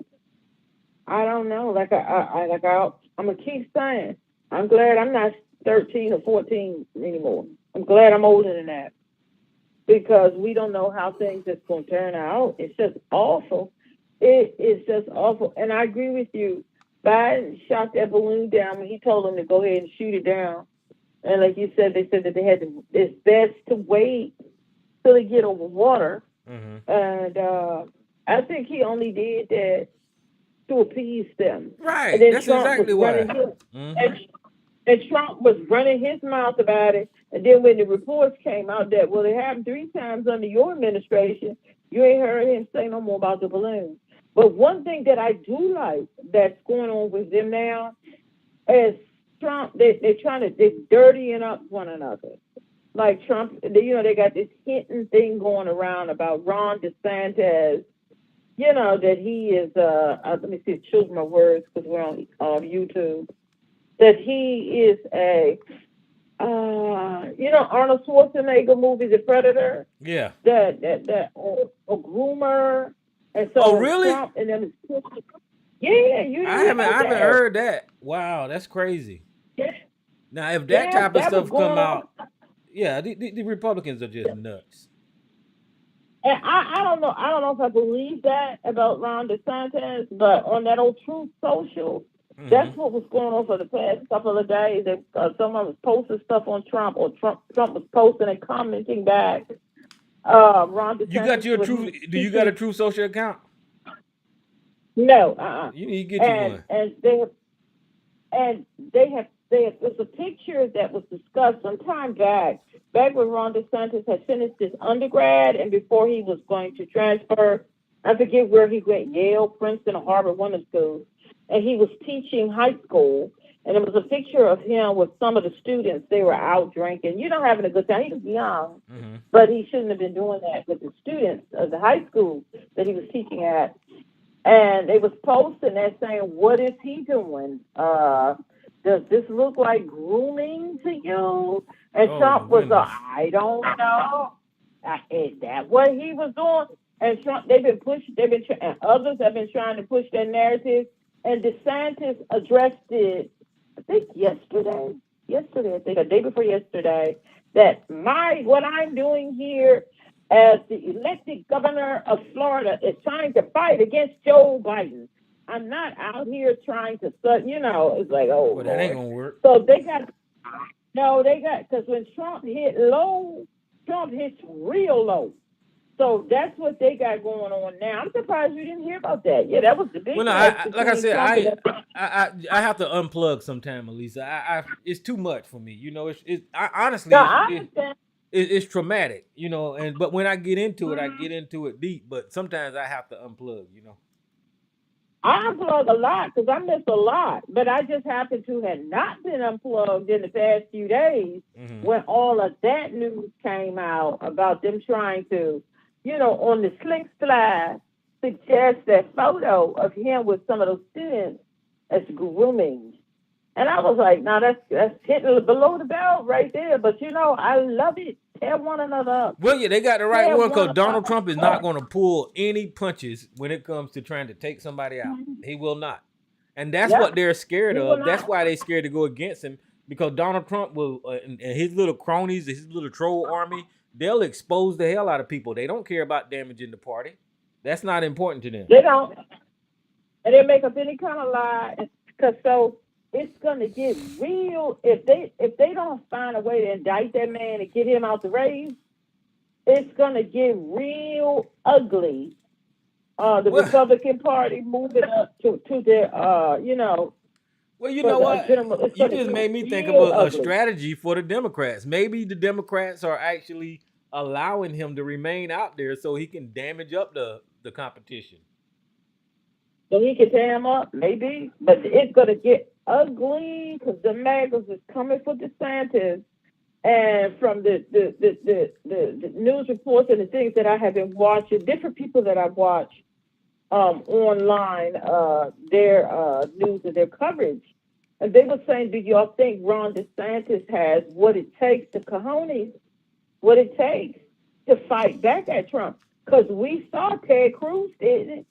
So is DeSantis going to have what it takes to fight back and hit below the belt? I don't think so. Because his response to that whole grooming thing that Trump and them was messing around with on Truth Social, I don't think DeSantis got what it takes. I think he's just gonna lose all his air, and he's gonna turn into another. Because you saw how weak Ted Cruz got. Trump said anything to Ted Cruz, and Ted Cruz just went on. He just took it. He took it. And yeah, that Ted Cruz is one of the weakest men out here right now, walking around. I despise Ted Cruz, and I always have to add Lindsey Graham.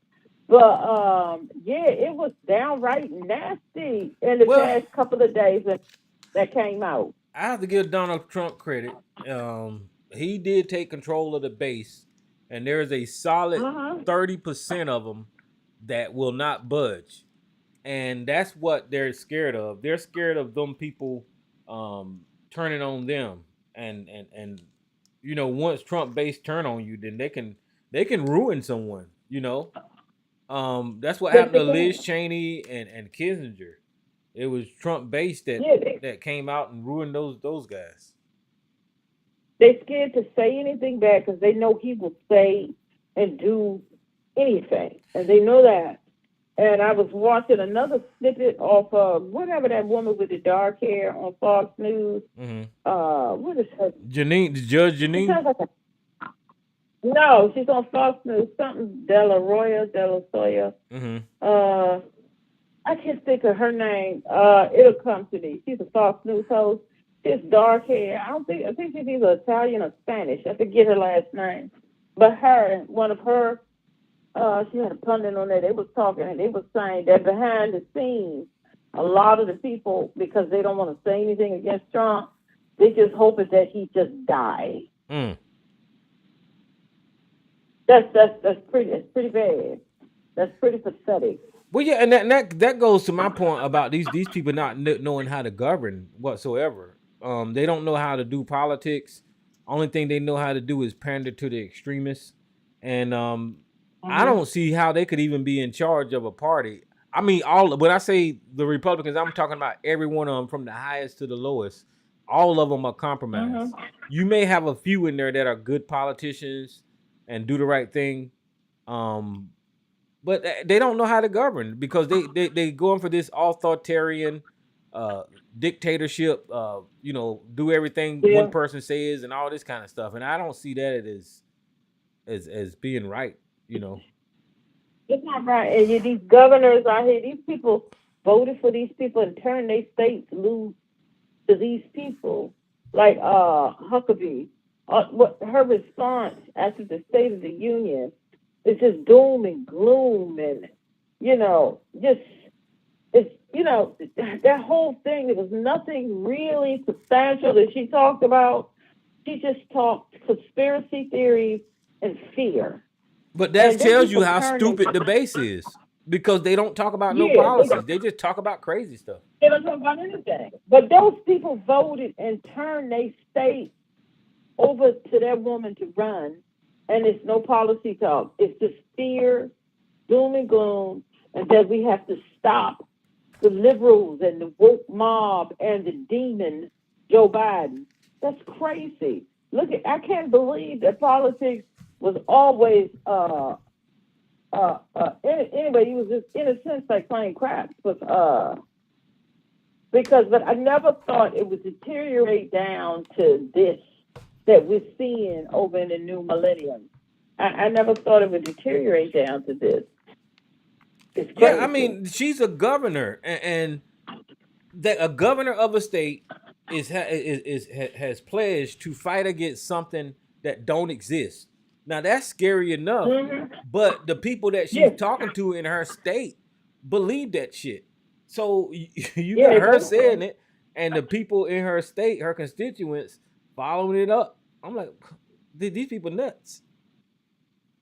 Every one of them.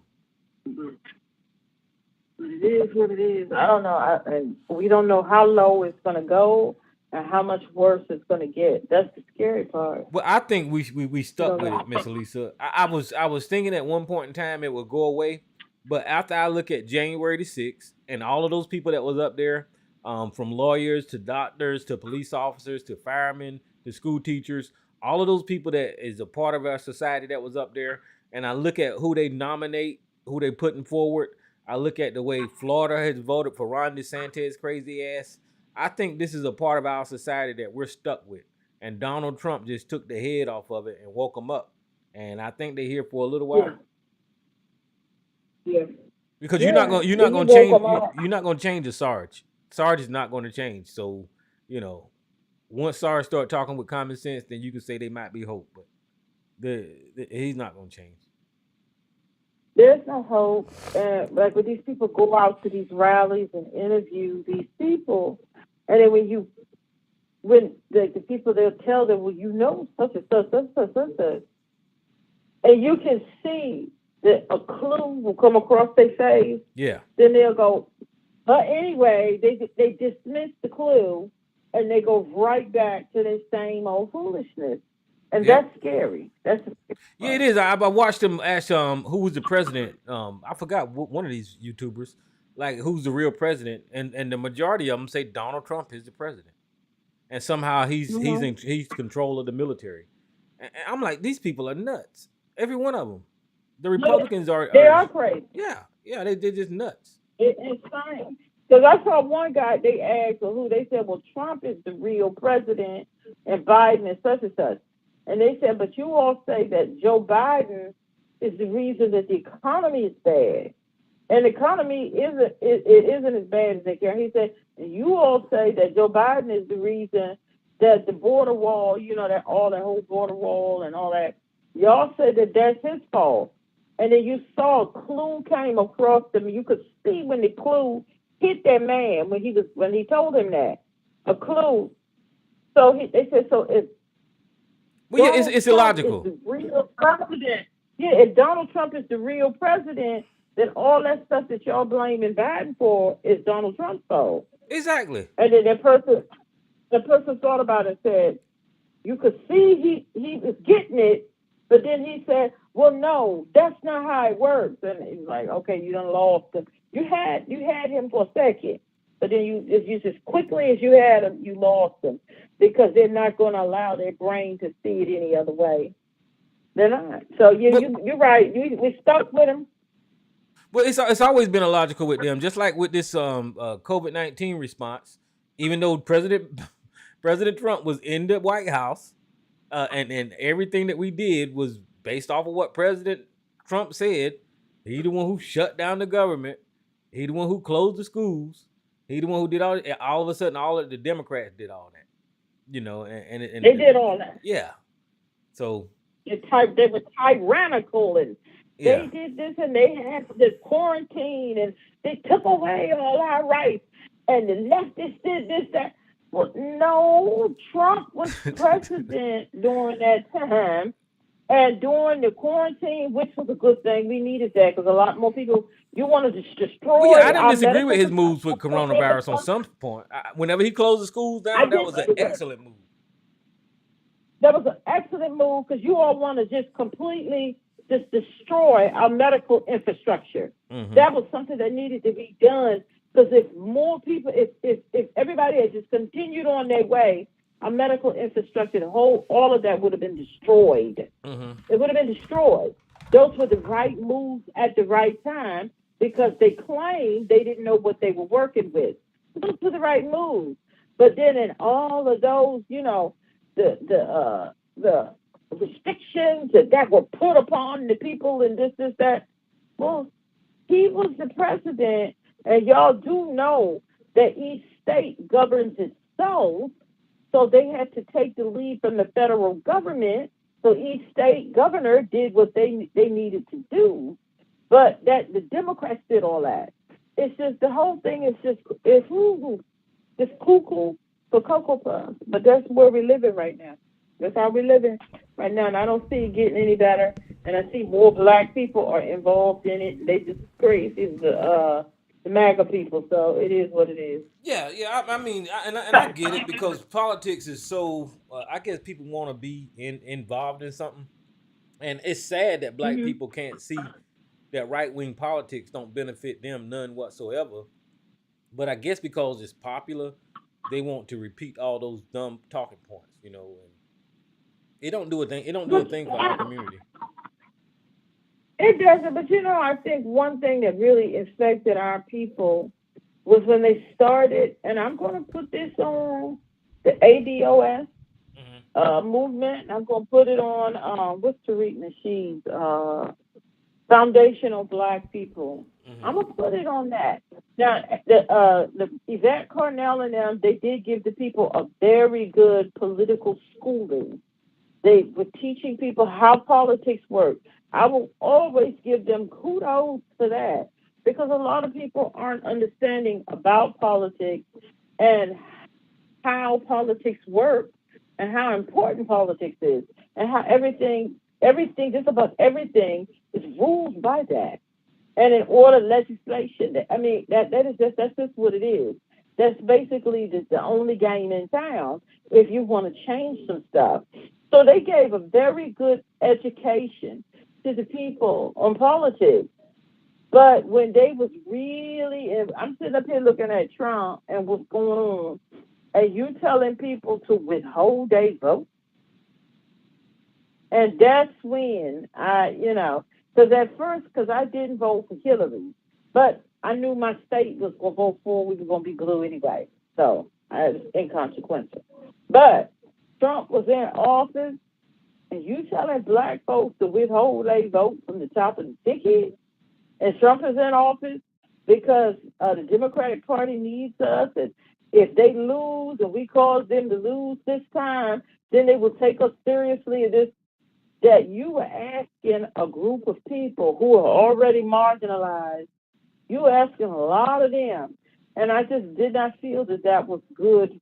That was smart strategy because things was dangerous. Well, Mr. Lisa, we said this here before is that in order to grip somebody, you got to give them partly truth.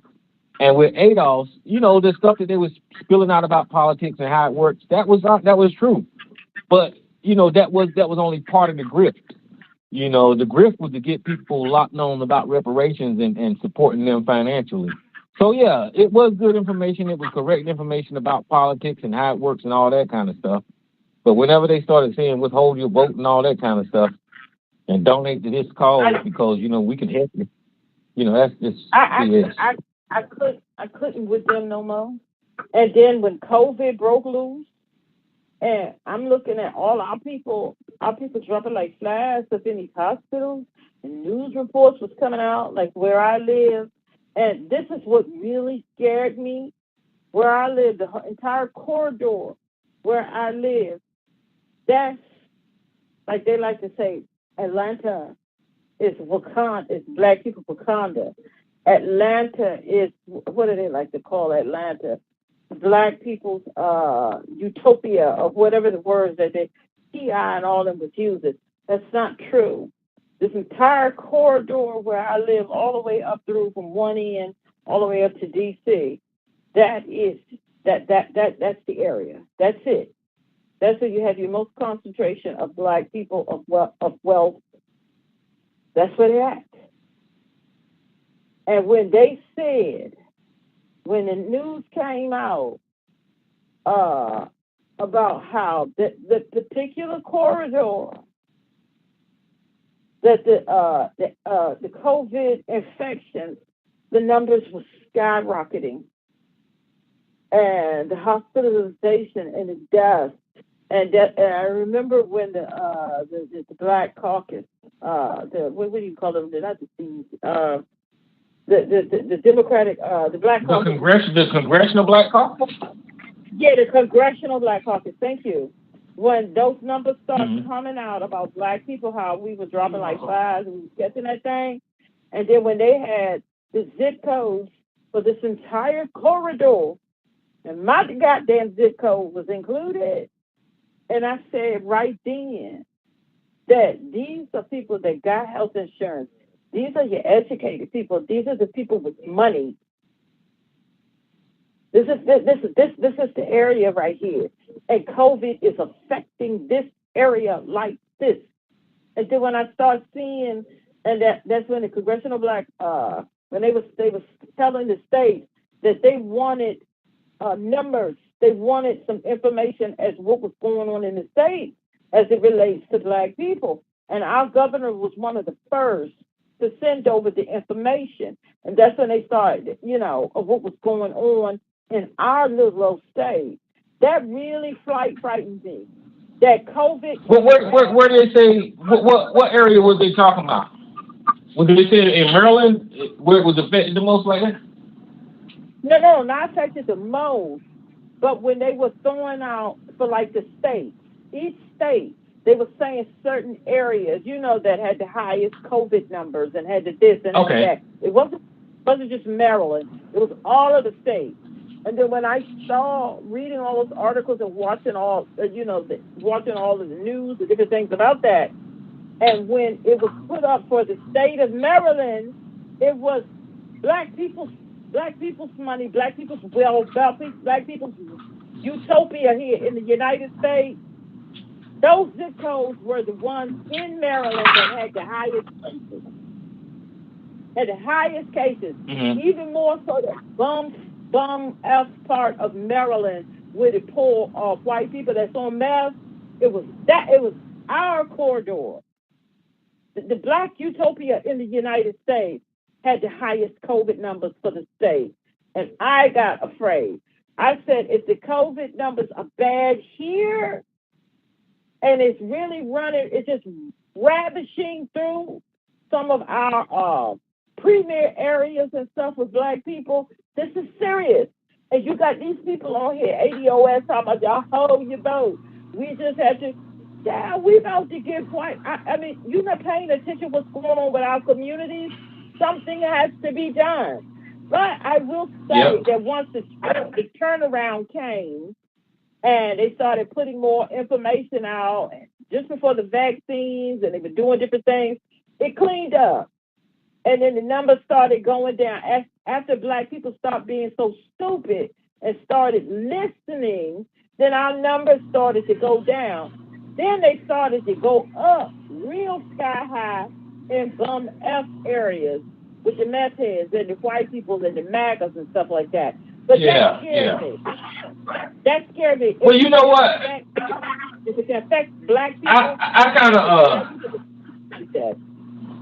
kind of understand why Black people are skeptical of medicine and all that kind of stuff, and I understood that because we had a couple of people call in here to tell us about how skeptical they was.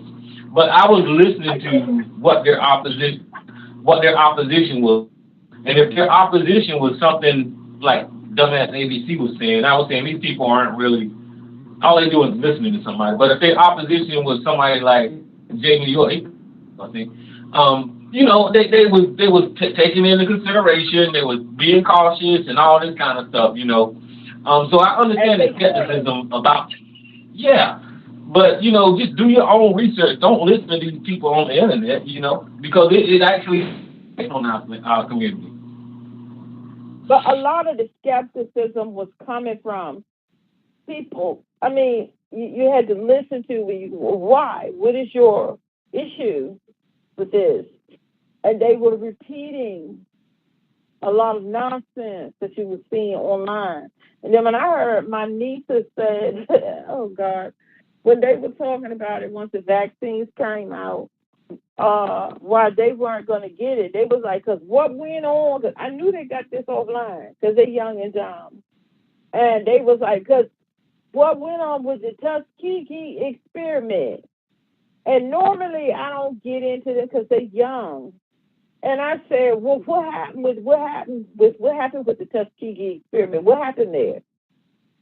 And then I saw the look come across their face. They had no clue, but they were repeating what they heard, and they didn't even bother to really get down into what was the Tuskegee experiment.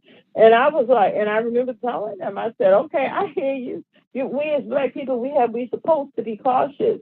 We're supposed to do our homework, due diligence when it comes to everything. We're supposed to do all the extra that's supposed to be done. Like I was telling people, if you can't take your vitamin C, do this and do that. We got to do the extra in our community. But I said, you all didn't even bother to look up what the Tuskegee experiment, what that was. I said, you come back to me when you know what happened there. I'm not saying that didn't happen, but don't spew that out to me. And when I go, okay, excellent point. What went on with the Tuskegee experiment? That is an excellent point. But I want you to tell me what went on with that. What was that about? And you can't tell me, shut the F up and go school yourself, and then you come back. Because that's an excellent point that you don't know what you're talking about. And it was too much of that was going on. People spewing things that they didn't really even was unaware of what they were spewing. And I was telling them, I said, that's an excellent point to have reservations. But I need you now. Now I need you, because I knew they wouldn't be able to tell me. Now, because I know them. I said, now I need you to tell me what went on with that. Crickets. Well, I don't know. I know you don't know. And the thing that was going on with the 4G and the 3G, and people were scared. I was even kind of concerned about that, because so much of that was going around. I said, well, maybe there's something going on. What was it, 4G or 3G or whatever that mess that was going on? I was like, well, 5G. 5G, that's what it was. And I said, well, maybe I need to have my Fios box moved on that. I was like, well, because it was going on so strong. And then then that went away. And then they were saying that we couldn't get it, because that's why. How come it's not widespread in Africa? Well, there was plausible reasons why it wasn't widespread in Africa. How it was tearing up the rest of the world, because you have to look at the type of traffic in different parts of Africa. You don't have the people that wasn't going there, like certain parts of the Congo, Pratt did. So it's plausible reason. But then after it broke out there, so it was just like the people, they were spewing a lot of things that if you're gonna say it, and when somebody go, okay, excellent point, but what went on with that? If you can't say what went on with that, don't use that. Yeah, I believe Tariq Nasheed was one of them saying that Africans wasn't getting it or something. Yeah, he was. And then Black people jumped on that and was like, and I was like, well, could be something to it, but I'm going to wait and see. And then after I heard the plausible reasons why, it was like, oh, okay. And then next thing you know, it was broke out there. So, I mean, eventually. Yeah, I mean, and then after it got into Africa, it actually was pretty bad, guys. So I think they're still dealing with it now. Who's this unknown caller? Hello. Big OC. What's happening? Big OC. What's happening, man? What's happening? Chilling. I just tapped in, man. Been on about 5 minutes, man. Yeah, we've been touching on different things, really, man. We're all over the place. I don't know what all you heard. Did you say something about Tariq Nasheed? Something about Africans? What did you say? Yeah, when the COVID first came out. When the COVID first came out, I think he was one of the people saying that, you couldn't get it because of your melanin, or your melanin protected you or whatever from COVID. Because it wasn't broke out in Africa. You just had to give it time.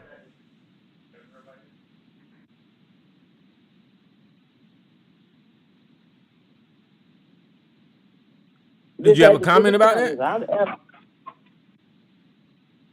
I think he might have dropped off. Oh. Well, yeah, guys. The only thing, just I guess, is what we're trying to say overall is just do your own research. Really, do your own research, and research don't include your political angle and listening to YouTube videos. I can't even say that no more because there's some good YouTube videos out there. How can I say it? Yeah, but Tyrone, the truth is not fun. The truth ain't fun. You know what I'm saying? The truth limits the conversation. You see this, like if you notice, everybody want to talk about things that are more open ended. You know what I'm saying? Not things that are too many facts. We need stuff that is subjective. Right. That's the kind of topics people want to talk about. Things that are subjective, not you. Once you say the facts, it's done. We can't talk no more. It's over. You know what I'm saying? And there ain't no fun in that. So we need to ABC it. You know what I'm saying? We only want to talk about the nuance. That's it. Because that's more of a conversation talking about all the nuances and the what ifs and the buts. Well, the sad thing is, Big OC, is if you do get into a conversation with the facts, you become more educated, to be honest with you. But like you saying, that's too hard. That's too heavy of a lift for people to do. Yeah, nobody got no time for that shit, man. If I do that means I got to get off the phone call.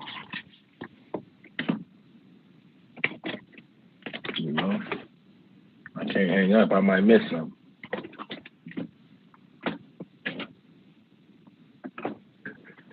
So, y'all ain't read no stories yet? No. Wait a minute, just give me a chance. Something I was trying to get, and I saw somebody said it's on sale. So let me see. Hold on. If it's on sale, I got to take a second to go pay for this.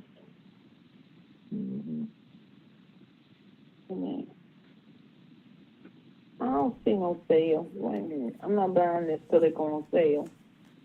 Hey, what was y'all saying about FDA and ADOS?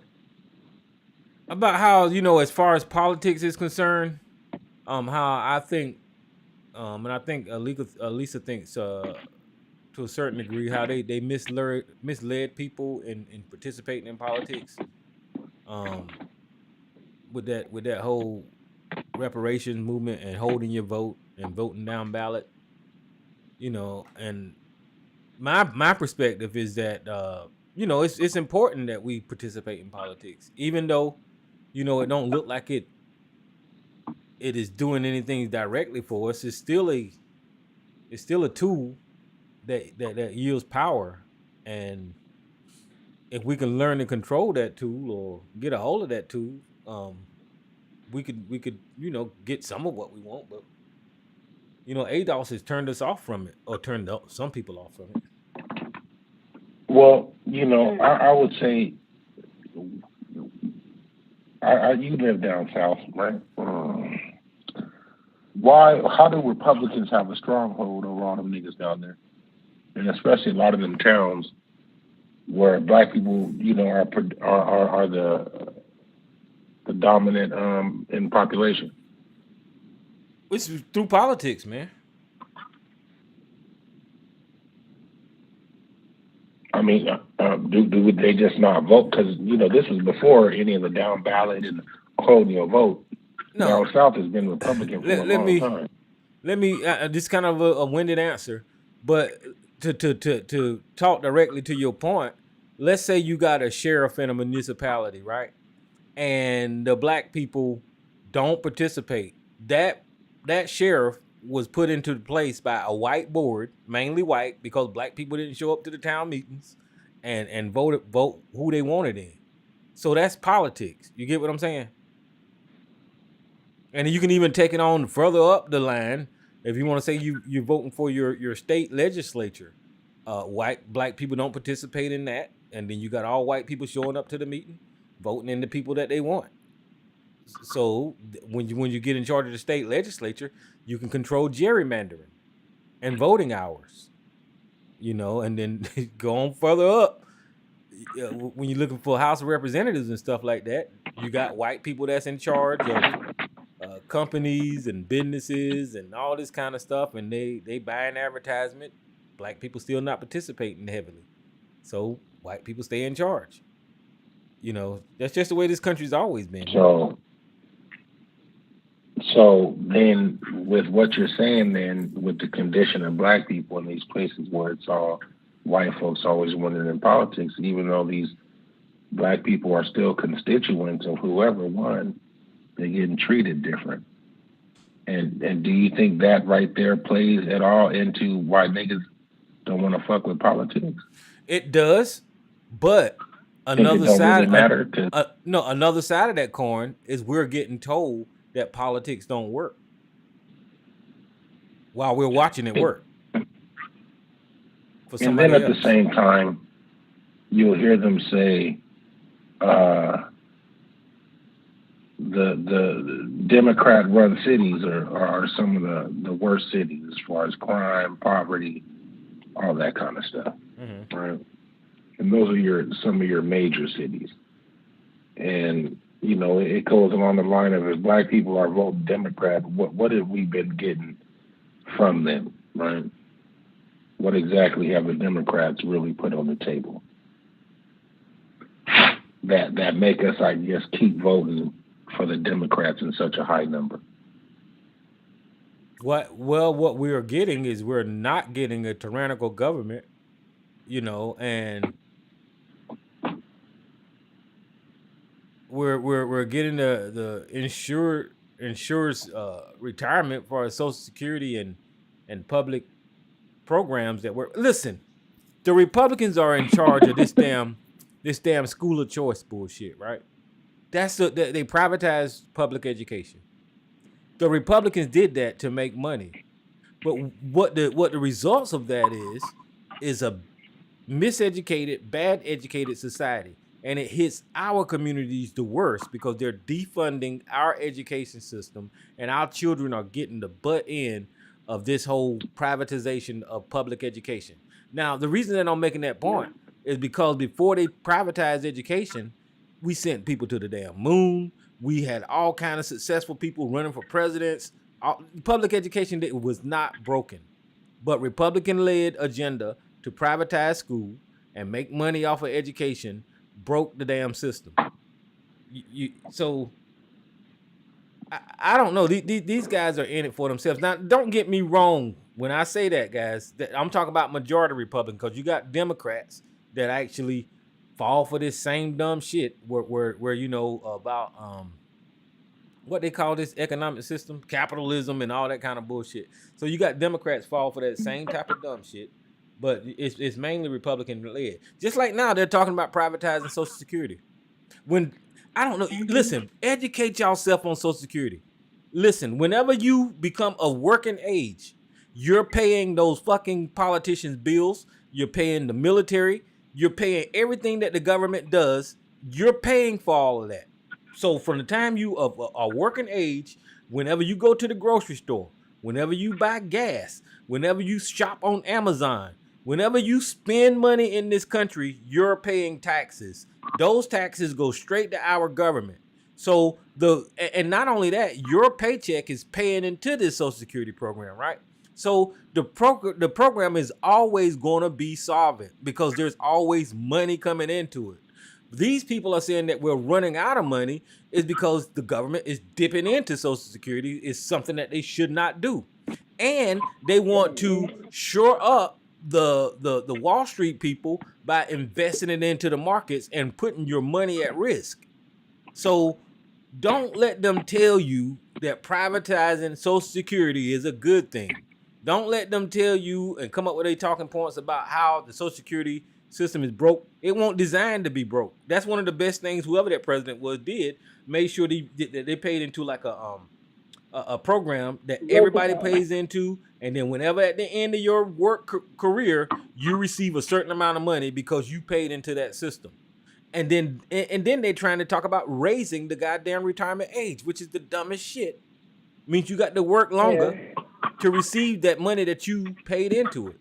And a lot of people, because they die early, is not even going to get to get those benefits. So that's more money into the dang on system.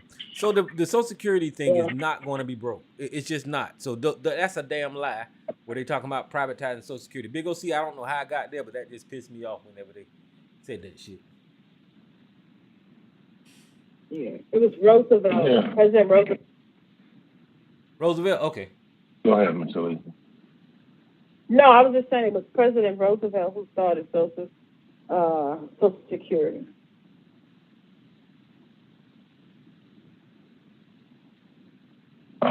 Hey. Talking about it. You know, like I said, I don't. I'm still, man. Like I said, I'm still baffled. You know, that we haven't become politically savvy at all. You know what I'm saying? At all, and there's who's running, who's really keeping the narratives up for Black people to keep voting Republican. I mean, Democratic. Like, who are we? I don't know who are our political leaders out there. I'm trying to think of them right now. Well, I mean, you got a lot of African American political leaders, man.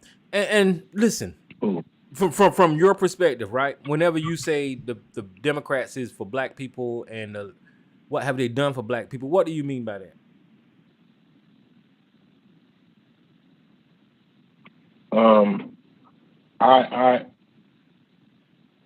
I know there's still Black folks living in projects, and I feel like as much money has been pumped into programs and different things that have happened, something must have not gone right, or they didn't do something properly, because the places that were the hood 30 years ago, 40 years ago, are still the hood today.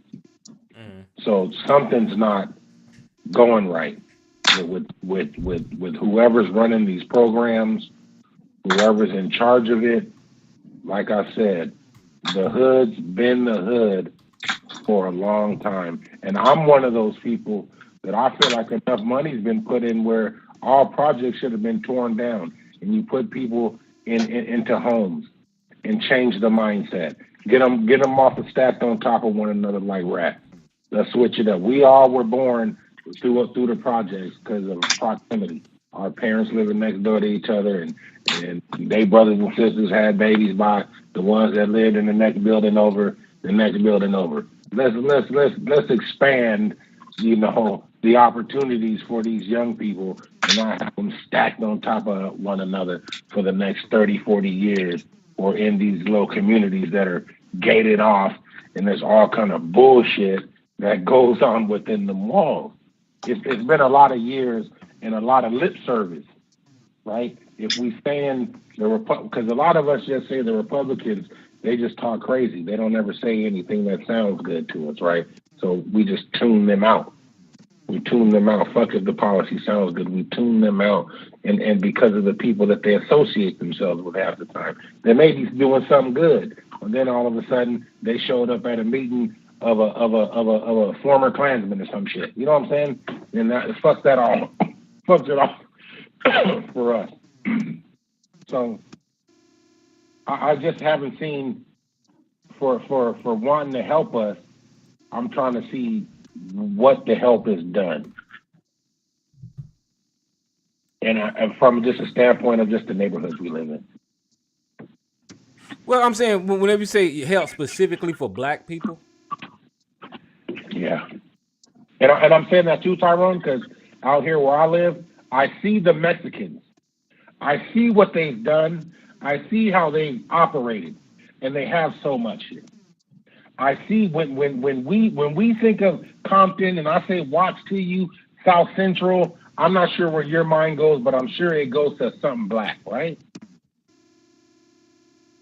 Right. So listen, and but it ain't Black. It's Mexican. Yeah, but listen to what I'm saying. Is that Okay, the Civil Rights Act was a good movement, and I agree with it 100%, right? But it kind of shot us in the foot, and this is what I mean: is you're not supposed to discriminate or make government or laws or policies addressing a certain race of people. Now, I know that's hypocritical when it comes to the Jews, when it comes to the Native Americans, right? And even with the immigrants nowadays, because they made legislation addressing them. But the Civil Rights Act, everybody. yeah. But the Civil Rights Act of 1964 prohibits discrimination based on race, color, religion, and sex, and national origin. Right? It says provision of the civil rights forbade discrimination based on the basis of sex as well as race in hiring, promoting, and firing. So with what they argue, well, from what Big OC's question is whenever they say, well, what have the politician did for black people? They will tell you that it's illegal for me to make legislation based on your race. So that kind of shoots us in the damn foot, if you get what I'm saying. And I get it because they do it, especially when it comes to, like I said, the Jews and the Native Americans and the immigrants, because I think they got legislation on the books now for these immigrants that's coming over here right now. So it's one of these things to where we got to have a good legal mind that can argue the point that based off of our historical context of being in this country and what we've been and how we've been discriminated against, somebody got to come up with a conversation or argument to speak against that, and I don't have it, and I don't know of any answer to address what Big OC is saying about what has the Democrats did, because if you put the shoe on the other foot, the Democrats can say, well, we made this legislation for everybody, and you actually benefit from it. Just like whenever President Obama was in office, he said, I gave the Affordable Care Act to Americans, but the highest beneficiaries of the Affordable Care Act is going to be the black people. Now, he can't put that in legislation. The only thing that he could do is say, okay, well, see, this helps out black people because y'all didn't have insurance. Now you got insurance now. So it's a complicated answer, Big OC, but I get your point. What's up, mama's boy? Yeah, because real quick, the Mexican city council people, the ones that was out here, the lady that called the little black kid a monkey and he ain't got no control, and they talked all the crazy shit. They're bringing none but Mexicans. Them all Mexicans. And watch this. You know what I'm saying? Watch this. Even though I just gave y'all the Civil Rights Act, right, and show you how you're not supposed to discriminate, Ron DeSantis in Florida just made some laws or whatever, legislation protecting the feelings of white kids. Sarah Huckabee Sanders in Arkansas, wherever she's at, as a governor, just made legislations outlawing critical race theory and whatever else she's outlawed based on race. They just made those legislations. So whenever they're in charge and they want to protect their own, they're able to come up with the legislation. But the first time you see legislation for black people, they're going to pull out the goddamn civil rights law. You see what I'm saying?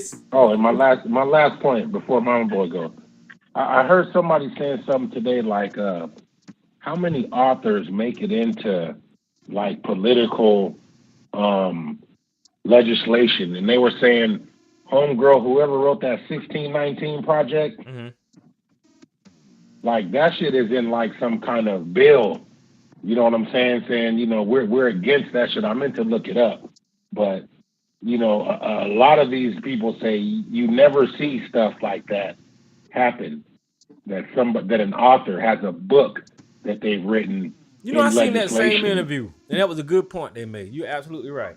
I'm saying, yeah, I think was that it may have been, was it Ta-Nehisi Coates or something? Yeah, I think it was him. He was doing an interview. Yeah, and I remember like, when you said that. I remember that point, and it caught my ears. I was like, well, shit, that's a good point. They don't make legislation against other authors, but whenever it comes to a black author telling the truth, they have to make legislation again. Yeah, I thought that was crazy. What's up, mama's boy? Go ahead, mama's boy. Peace. I was just speaking about that. He was saying, why aren't we in politics? And I think there's a lot of variables, but I wanted to point out two. One was niggas ain't paying attention. They watching Real Housewives, football. You know what I'm saying? Facebook. They ain't got time. They ain't thinking about that. And then you also have, there's an agenda to keep black people out of politics at the city level, at the local level. Because most people, they complain about their schools, the streets, and yada yada yada, and they don't get their kids involved in politics. And I think it starts at childhood civics and understanding how laws are passed and where you fit in. So I think I was just thinking about that when y'all was talking. I was like, we do have a couple of problems in the black community of it's too damn boring. Politics is too fucking boring, and they run around and say it don't work, but they not involved. And I think that's like ass backwards. How the fuck you gonna say it don't work and you ain't even invested in it? You don't know because obviously the white folks know it works because they raise their kids up to know about civics. They actually, what we seeing with Donald Trump and the Supreme Court and all these state houses, more state houses are Republican than they are Democrat. That's because white folks got up out their ass and they moved to certain parts of the country and raised their damn kids up to get into politics. So you could say it don't work, but we actually watched over the past 30 years, these white folks move to Ohio, move to Florida, move to all these swing states and gave the Democrats a run for their goddamn money. Texas. I agree with you 100% but on see, that. Mama's boy, when you say that, but the black people that live there, they're still the constituents of the motherfuckers that won. So it's gotten to a place where since you don't vote for me, I don't gotta serve you. If you're okay with me not even talking to you while I'm campaigning, then it seems like niggas will be okay with them not serving them too. And that's the part I don't like. I don't know if it's. I don't know if it's the part I don't get. Hey, OC, I don't know if it's niggas don't care. I think majority don't know, and the ones that do know, it just ain't enough of them to make a dent. I'm right here in Texas. And the Hispanic community has got stronger voting power in Texas than black people. Right, here too, and that's what I was telling Tyrone. Mexicans both of y'all are right about you have some that don't care and some just don't know. And that's why I say the messaging out there for our community is weak as shit. Especially when you got people that's countering the message that's got influence. Like whenever you hear Boyce Watkins and these people get on social media telling you how terrible politics is and some conspiracy about the Democrats doing something to them or whatever. But like I told Elisa, there's always some truth in these people, because if you just take a macro look at it, and you'll see that, okay, so specifically the Democrats have not over time really did anything specifically for black people. So that they take that and they run with it. But if you look at what Democrats is doing, which is actually creating jobs and creating healthcare and all this kind of stuff, well, it helps everybody out, and it's up to you to be wise enough to see how you can take advantage of that. Okay, you remember what they used to always say? Who was the number one employer for black people? The government. Post office. Exactly. Government, post office, stuff, yeah. Yeah, right. And so, is that what we voted for, to get to work at the post office? No, nigga. You, well, first of all, you're voting for your damn freedom, right? Because if you let other people win, it's gonna be tyranny. And second of all, you're voting for security when it comes to your public programs like your Medicaid. You put us up against, Tyrone. There's a lot of stuff. You put me up against tyranny. See, you saying if this other side win, I'm doomed. Why? I don't understand that. They won. I'm in their district. Whatever they do is supposed to benefit me too. But you said, nah, I'm doomed. If I don't get the Democrat in. But I'm saying when the Democrats is in, I done seen niggas get pushed up out of LA. I didn't see niggas get pushed up out of where they been. White folks didn't go there to campaign because they knew Well, this was scary. But they got pushed up out of there. But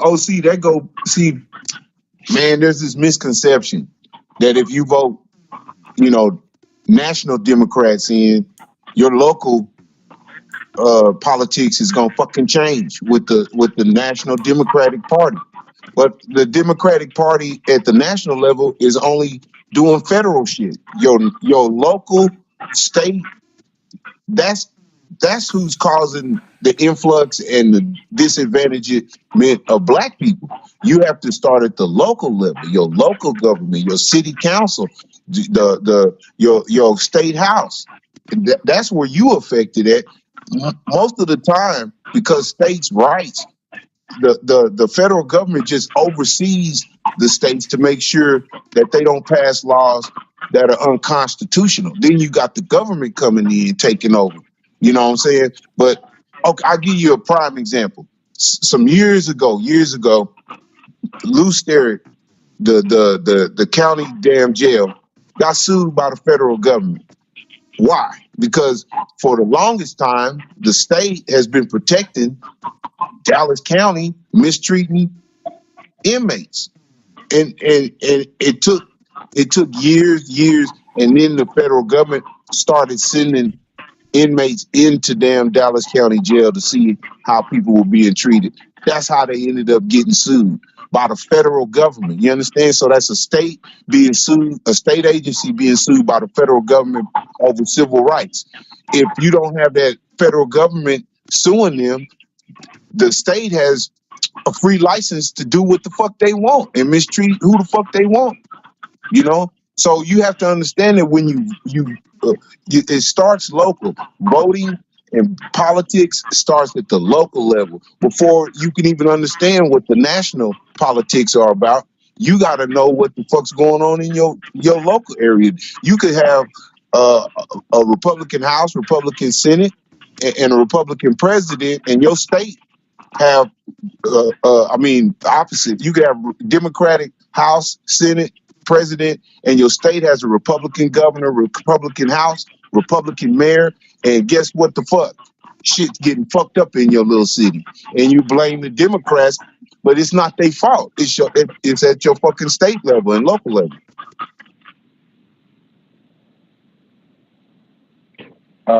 Monica, what I think I think down south and stuff like that, where your numbers where black people are more densely populated altogether, I think maybe that's where they could make those kind of pushes, right? But out here, yeah, we have numbers, but it just, when you get the don't know and then the don't care, that takes away a lot, right? So then the ones that do care, I agree with that.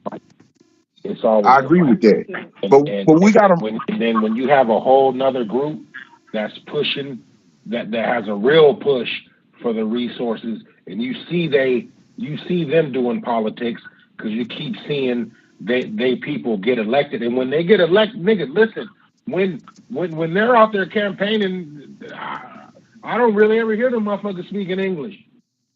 You know what I'm saying? So when they say you can't do nothing for a particular person, well, when I hear Spanish and you campaigning, you're not talking to me. And if I live in your district and you speak in Spanish, I'm like, who the fuck are you talking to? We got to be willing. So that tells me already that somebody else gonna have an upper hand. Well, I know it sounds crazy, but we got to be willing to move out of a fucking district that ain't benefiting. Just get the fuck out and go to a district where your vote counts. You know what I'm saying? And, listen, I hate to say it, but it's a goddamn blueprint. We knew for the longest that Ohio primary was where everything went down, right? Because they always go to that motherfucker first, right? They make a big deal about, who the fuck's gonna be the nominee by what happens in Ohio, right? Well, in knowing that, white folks moved their ass to Ohio. Check the motherfucking science, bro. Well, now, Mama's boy. Now that you mentioned that, the next one they said they're gonna have down here in South Carolina.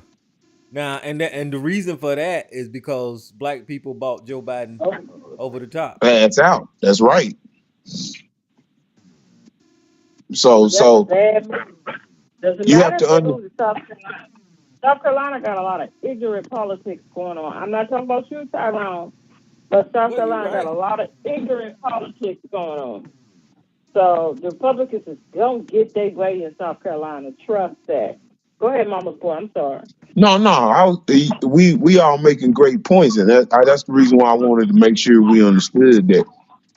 Your local politics is that's where you get affected the most. You feel that. You feel the local politics. You don't you it takes 3-4 months, sometimes a year for you to feel the national politics. But the local Exactly. politics and the state politics, you feel them hoes right away. Yep. You know All the way down to picking up your trash. Who's doing this? Your what they water teaching your bill. kid in school, what they ain't, What they Hey, not mama's boy, sending. mama's boy. Everything. the You protocol see, for a police officer it's at so many levels though. It's at there so many is, bro. levels. That's You in Texas. You in Texas. Do you ever see niggas cleaning hotel rooms when you go to hotel? nah. I'm in You in Maryland. South Carolina. We're gonna go even deeper. Do you see niggas cleaning I'm in the in hotel room? Maryland. Hilton, No, I'm Doubletree, I worked in the hotel. Hey, check it out, OC. I worked in the hotel industry for a while, and I understand why you're gonna see the Hispanic in the housekeeping, and I'm gonna tell you why. Because one, they don't pay them people very much, and two, because they illegal, they get taken advantage of, and the hotel companies get to hide in their books, save money on their books because they don't even put down what they paying some of them people. That should be under the table. Well, You know what I'm now, saying? Mama's But you boy, know and what's crazy? But see, you know big what's hold OC. on, Tyrone. Listen, You know what's crazy when you say that is as much as white folks talk about illegal, they should be saying They we need use to the get all fuck these out of places them. up out of They these hotels bro, and put some niggas in there. Let these but no, black but people this is what I'm but trying to see, tell that's not y'all is that's pay not that gonna for happen. clean. But y'all they don't do that. see the Hispanic doing the housekeeping and stuff, but down here it is black people. As a matter of fact, they bust them in from Georgetown and the surrounding counties to clean these hotels down here. Now I don't know how long that's gonna stick around because y'all are absolutely right. The Hispanic house cleaners are on the rise, but down here Well, they still using black people. But Tyrone, in Maryland, one of the it's the reasons same thing in Maryland. The same thing in Maryland. All the I, hotel I housekeepers is Latino. I found out from we had a white woman general manager, and she got transferred out, and they brought in this fat white dude, but he was kind of like a slacker. So they was paying him 80K a year to do nothing, and because he was used to working in sales, so he talked a whole lot. He talked a whole lot, too much, right? And he explained to me that half our housekeepers that we had were referrals from a housekeeper that actually has a work visa, refers them, their friends, whatever, getting them a job. And he's like, half of them are illegal and don't even speak English, and he get to do whatever the hell he want to with them because they can't complain. If he tell that motherfucker come work the whole weekend while nobody else is working, but this one chick is going cleaning 40 rooms, she can't complain. You know why? Because she can always go get another job, and he can always get another cheap ass motherfucking housekeeper. And that's that white man. That's that white man. You know. You know. That's the game here in America. You know. That's the white man been getting free labor since this country was founded. You think they gonna ever get away from that? If you're a true capitalist, you'd rather get free labor. And that ain't nobody black finna work for free. It just ain't fucking happening. We'll go stand on a corner and get change before we'll work for nothing. That's true. But what I'm saying is, if the Republicans was real serious about that shit they was talking, they would be down in the black neighborhood with that message. Oh, and they probably will get a lot of black folks, but I'm gonna tell you something, OC. I'm gonna tell you something. Hear me out. Hear me out, OC. Hear me out. Hear me out. Just like Roe versus Wade was a red herring to garner support for the Republican Party, so is this immigration shit. Them motherfucker George Bush proved to you they do not want nobody fucking with the Mexican, but they gonna keep using the Mexican as a prop, illegal immigration as a prop to garner support within the Republican Party. You got to understand they ain't getting new people, but they got to keep their old people energized, and they don't really want to catch the bus. They don't really want to solve immigration because it helps them out too much. If you solve it, you taking a motherfucking player off the field for them, just like Roe versus Wade is off the field now, and they can't use that shit. Well, yeah, that's why that whole immigration argument is bullshit, because the Republicans are using these people to work, and then they're trying to demonize the Democrats for allowing them over here, while they're the ones that's actually exploiting their damn labor. It's a red herring. Donald Trump is a perfect example. Hell, he had illegal immigrants working for his ass. Well, all of them, man. You come out here, they're everywhere. Everywhere. We've been living in. Whenever you say you got sanctuary cities, then you know they're there. Yeah. That's just. But man, this shit go back long ass time ago, man. I'm telling you, this shit go back. I was watching an old ass 1995 episode of Judge Judy, and this Hispanic woman was in there, and her and her husband, ex-husband, got a divorce, and he's suing her. He was suing his ex-wife because he explained to her that he would get her a car if she got her a driver's license. So he was suing her because she still had the car and no driver's license. Right? And what I'm saying is, in the middle of this damn shit, you find out that this girl could have went down, an illegal immigrant. She could have went down and got a driver's license. She just didn't go. No, and I was like, I'm telling you out ain't that a bitch? You could do that out here now. This bar ain't even got a visa to be in America, and she could stroll down there and get her damn driver's license. What? They had some sort of program going on. This was 1995. This was 95.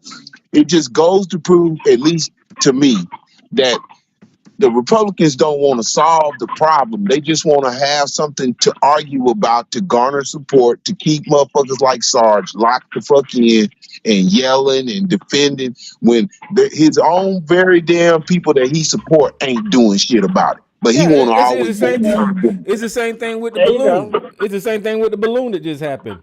You know, they were screaming and yelling at the Democrats for the balloon coming, but come to find out, 3 goddamn balloons came up under the Trump. But all of a sudden, the Democrats is weak on fucking foreign policy, and they ain't say shit about their own balloon. It's the same thing, mama's boy. With the immigrants, they gonna blame it on the Democrats, but take advantage of the immigrants coming in this country for their own purpose. Well, yeah. Right now, the argument is, Biden, he put in all these black and Hispanic judges and female judges and shit. That's what they're talking about now. But they ain't gonna say, well, Trump, 85% of his judges was all white men, and all the presidents before that was just mostly putting in. Hell, 99.99% of his cabinet was white. Yep. It's like, man, I don't. Anything Joe Biden hiring black folks, that means he hiring people that were not qualified. They're still on that shit. They ain't qualified. Well, I'll tell you this. I did see the clip of the judge up there when the dude was asking her questions. Did she know what the Fifth Amendment was? The Second Amendment was a certain clause, and she was looking at him, shaking her head like, no, I don't know. And I was like, oh, okay. And I know that goes for both sides, but I'm like that's yeah, and I seen it on Trump's side last year or when he was in too. That some people up there couldn't answer basic motherfucking legal questions. So I'm like, man, we're just in a fucked up situation here, man. And it's like, is that politics? Because they do that shit on both sides. Put people up there that are not qualified. So what could the voter do about that? That there's judges that are going to be up there for the next 40, 50 years that are not qualified. And they finna put niggas in jail left and right. But they're not qualified to. That's what, I mean, we're looking at that. And there is shit we could do about it. Shit. Because they're not elected. They get put there by a fucking president. Well, yeah, that's just the run of the mill thing for it don't matter what institution it is, because I don't think a lot of these damn police officers should wear badges. I just don't. But they passed the test. You can say that again, Tyrone. So yeah, a lot of these judges just don't know what the hell they're doing. But what I'm saying with them is somebody was supposed to be vetting them. What, the judges? But we seeing motherfuckers up there with no qualifications. You know, they went to law school, and remember, Trump had to put some people up there that ain't never even sat on the bench. They ain't never even tried a case in court and got put on the federal bench for the next 40, 50 years. You know what I'm saying? That's crazy. How does that shit go? But see, that's the system we saying vote in because it matters. Unfortunately, OC, it's the water we swimming in. I mean, you have to understand. One thing the military taught me is you might not like where you at, but you got to survive anyway. You might not like the circumstances, but the key is get your ass back home. So you learn how to live within them parameters and still get your ass back home.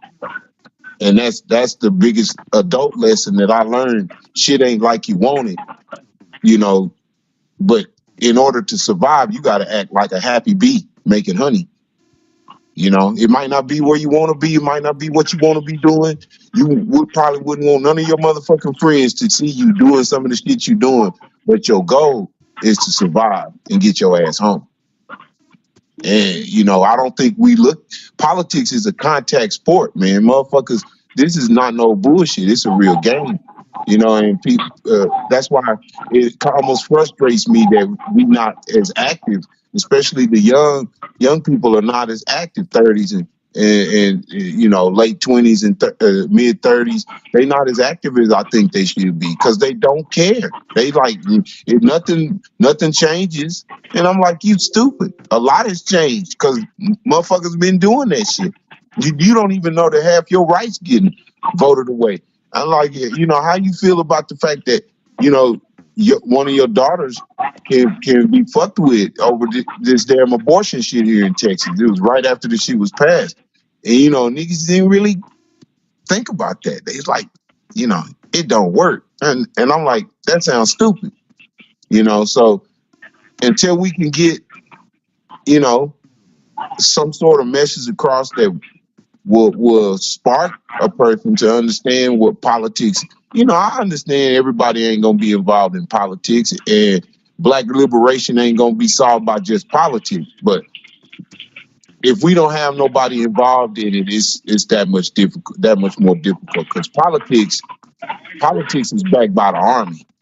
Politics is backed by the Navy and the government, you know, and that's the field to get anything done. You know, I dare somebody walk into a financial institution and change how they make money. It ain't gonna fucking happen. They're gonna run you the fuck out of there with security. So it's gonna work the same way with the government. That's how the government operates, makes money. If you want to fucking change it, you want to do something, you're gonna have to get in there and you're gonna at least have to know what the fuck you dealing with in order to change something. And a lot of black folks are just not politically savvy. They just not. They don't. It's too boring. Politics is too boring. Who the hell want to sit up and watch, you know, some shit going on in the Senate chamber, you know, unless it's Donald Trump getting ready to be prosecuted. Other than that, people, they don't want to hear, they don't want to see the sausage made on how, driver responsibility laws passed. You know what I'm saying? But that shit totally affects you when you got to pay $3,000 for surcharges and shit. That was a big deal down here in Texas. They passed the driver responsibility law in like 2003, and it was retroactive. So if you got a ticket in the 90s, they could suspend your driver's license. Now listen, 10 years later, 12, 15 years later, they did away with it. But look at all the revenue they generated in them 20 years. Got people locked down for $3,000 and $4,000 in surcharges, and you can't renew your driver's license till you pay it. But then you saying politics is boring. It don't do nothing. I don't care nothing about it. And it's affecting you on every level. Yep. That's my biggest argument for any young person is, why are you just giving the keys to somebody to control your life without you not even being there to see what they choose? I mean, at least be in the room to see what they picking for you. These niggas don't want to even be in the room. Yeah, I agree that you just let other people decide for you. They just decide. Because I was telling some young people, like my nieces and them, people are deciding for you. But then you bitching about this, you bitching, y'all getting up in age. I mean, you're getting older. You're going to start doing more adult things now. You're just going to let everybody just decide for you, just decide your whole being. Everything you're doing, you're trying to go to college. I mean, we're not trying. You're in school and you're doing this, you're doing that. And you got people deciding everything for you. And I just don't understand people. And someone had told me that, well, it don't matter. Let them decide. Okay, but then don't bitch when something come up, some type of something, they done pass something and you got to start paying this now. Don't bitch about it because you said it don't matter. I just don't understand that thinking when people act like that. That's some ridiculous thinking. But I've heard it before, so I know exactly what you're talking about, sis. It doesn't matter. Well, let them do it. It doesn't be, okay, well, then don't bitch. And somebody come at you with something new, and you're going to be, when they start this, when you wasn't paying attention, when you was not paying attention, is when they started that. And I just don't get people. I don't get them. I was in my neighborhood some years back. They wanted to change the whole water. You know how you have the water meter on your house? I don't know how apartments work, but you have a water meter. And they how much water you use, you pay for that, right? I pay for the amount I use. They pay for the amount they use. Their whole family, with a bunch of people over there, they paying for the amount of water that they use. Well, our county wanted to just charge everybody one flat fee instead of, everybody was like, well, wait a minute. So you saying that single family homes with 5, 6, 10 people up in there, okay, it's just me. I was married then. It's just me and my husband. That's it. And then these people over here got 4 people. We all got one flat fee. Okay, our water bill is going to triple for that one flat fee. And so the people was like, no. We had to get on the local level and get rid of it. They was trying to propose that. They had to propose to get that thing knocked out. See, it's stuff like that. So people say it don't matter. But when you start getting that higher water bill, it's just you up in your condo, and you're going to have paying all this extra money. You see what I'm saying? It matters. It matters, and you have to be on top of that kind of stuff. So I just don't understand when people say it doesn't matter. That's all politicking right there, and you have to be involved. At least find out what they're trying to do, like you said. At least find out. Have your ear in the room to hear what it is they're doing. Because if not, and most people have said, well, not paying any attention, they'd have pushed that thing through. And then when you get, well, why? My water bill normally is what? $40 or $50 a month, and now I'm paying $120. When did this happen? When you didn't pay any attention that they was talking about passing this. So it's stuff like that I just don't understand. I just don't understand when people say it doesn't matter. It does matter. Yeah, you just don't want them to allow the other side to win. I mean, just now, if you look at what's going on in Washington, you can see which side is doing what, which side is about, at least trying to do something for the people, and the other side just want to legislate conspiracies or whatever. Um, they're wasting our money. The Republicans are by having these stupid ass investigations. They're not doing anything for the country. They're not talking about bettering the United States standing when it comes to foreign policy. They're not talking about doing. The Republicans cannot govern. They just cannot, and No. that's important because you want the security of this country, your security, and fucking wages and access to shit. You want your government to provide that type of stuff. Make sure that they building bridges and roads and all kinds of shit. Resources. But the Republicans don't even talk nowhere near trying to do something for the people. And you can, if people are really looking, you can see that you would probably want to vote for the Democrats compared to the Republicans because the Republicans is on some conspiracy bullshit that makes no sense. Mm-hmm. I don't see how they're still voting for those people. I don't either. They got them people all caught up on what color M&Ms and shoes the M&Ms got on. This shit about who's going up in the bathroom, and that's what they got them all caught up in, culture wars. And nobody's doing anything. No work is getting done. No legislation. No nothing. And inflation is off the chain. But y'all over there fussing about the green M&M. It's absolutely ridiculous. And that's how they keep them people bogged down in foolishness so they don't pay attention that they're not doing anything. That's what it is. But see, and I really wish somebody like a ABC or Sarge would have a real conversation and actually say what it is that they're actually getting from supporting people like that. But they won't have that conversation. They want to argue with you about something Joe Biden did. They won't tell you, what it is that these people are doing for them. I don't get it. I really don't get it. Well, let me say this, and I'm gonna go on mute. I don't give a damn about a green M&M. Me either. Yeah, I mean it's pathetic.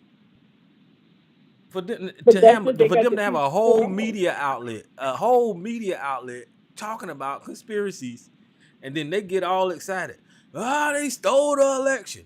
They did this. Did you see Joe Biden?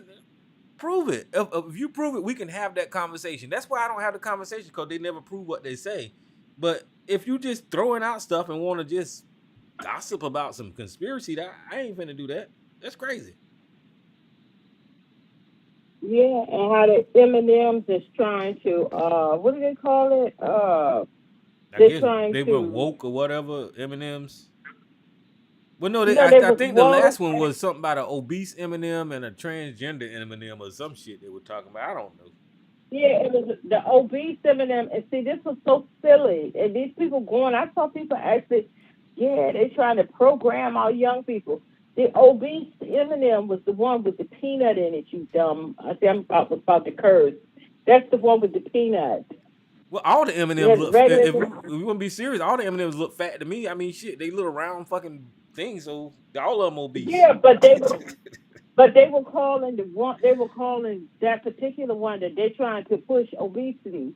No, that's the M&M with the peanut. That's the peanut M&Ms, you jerk.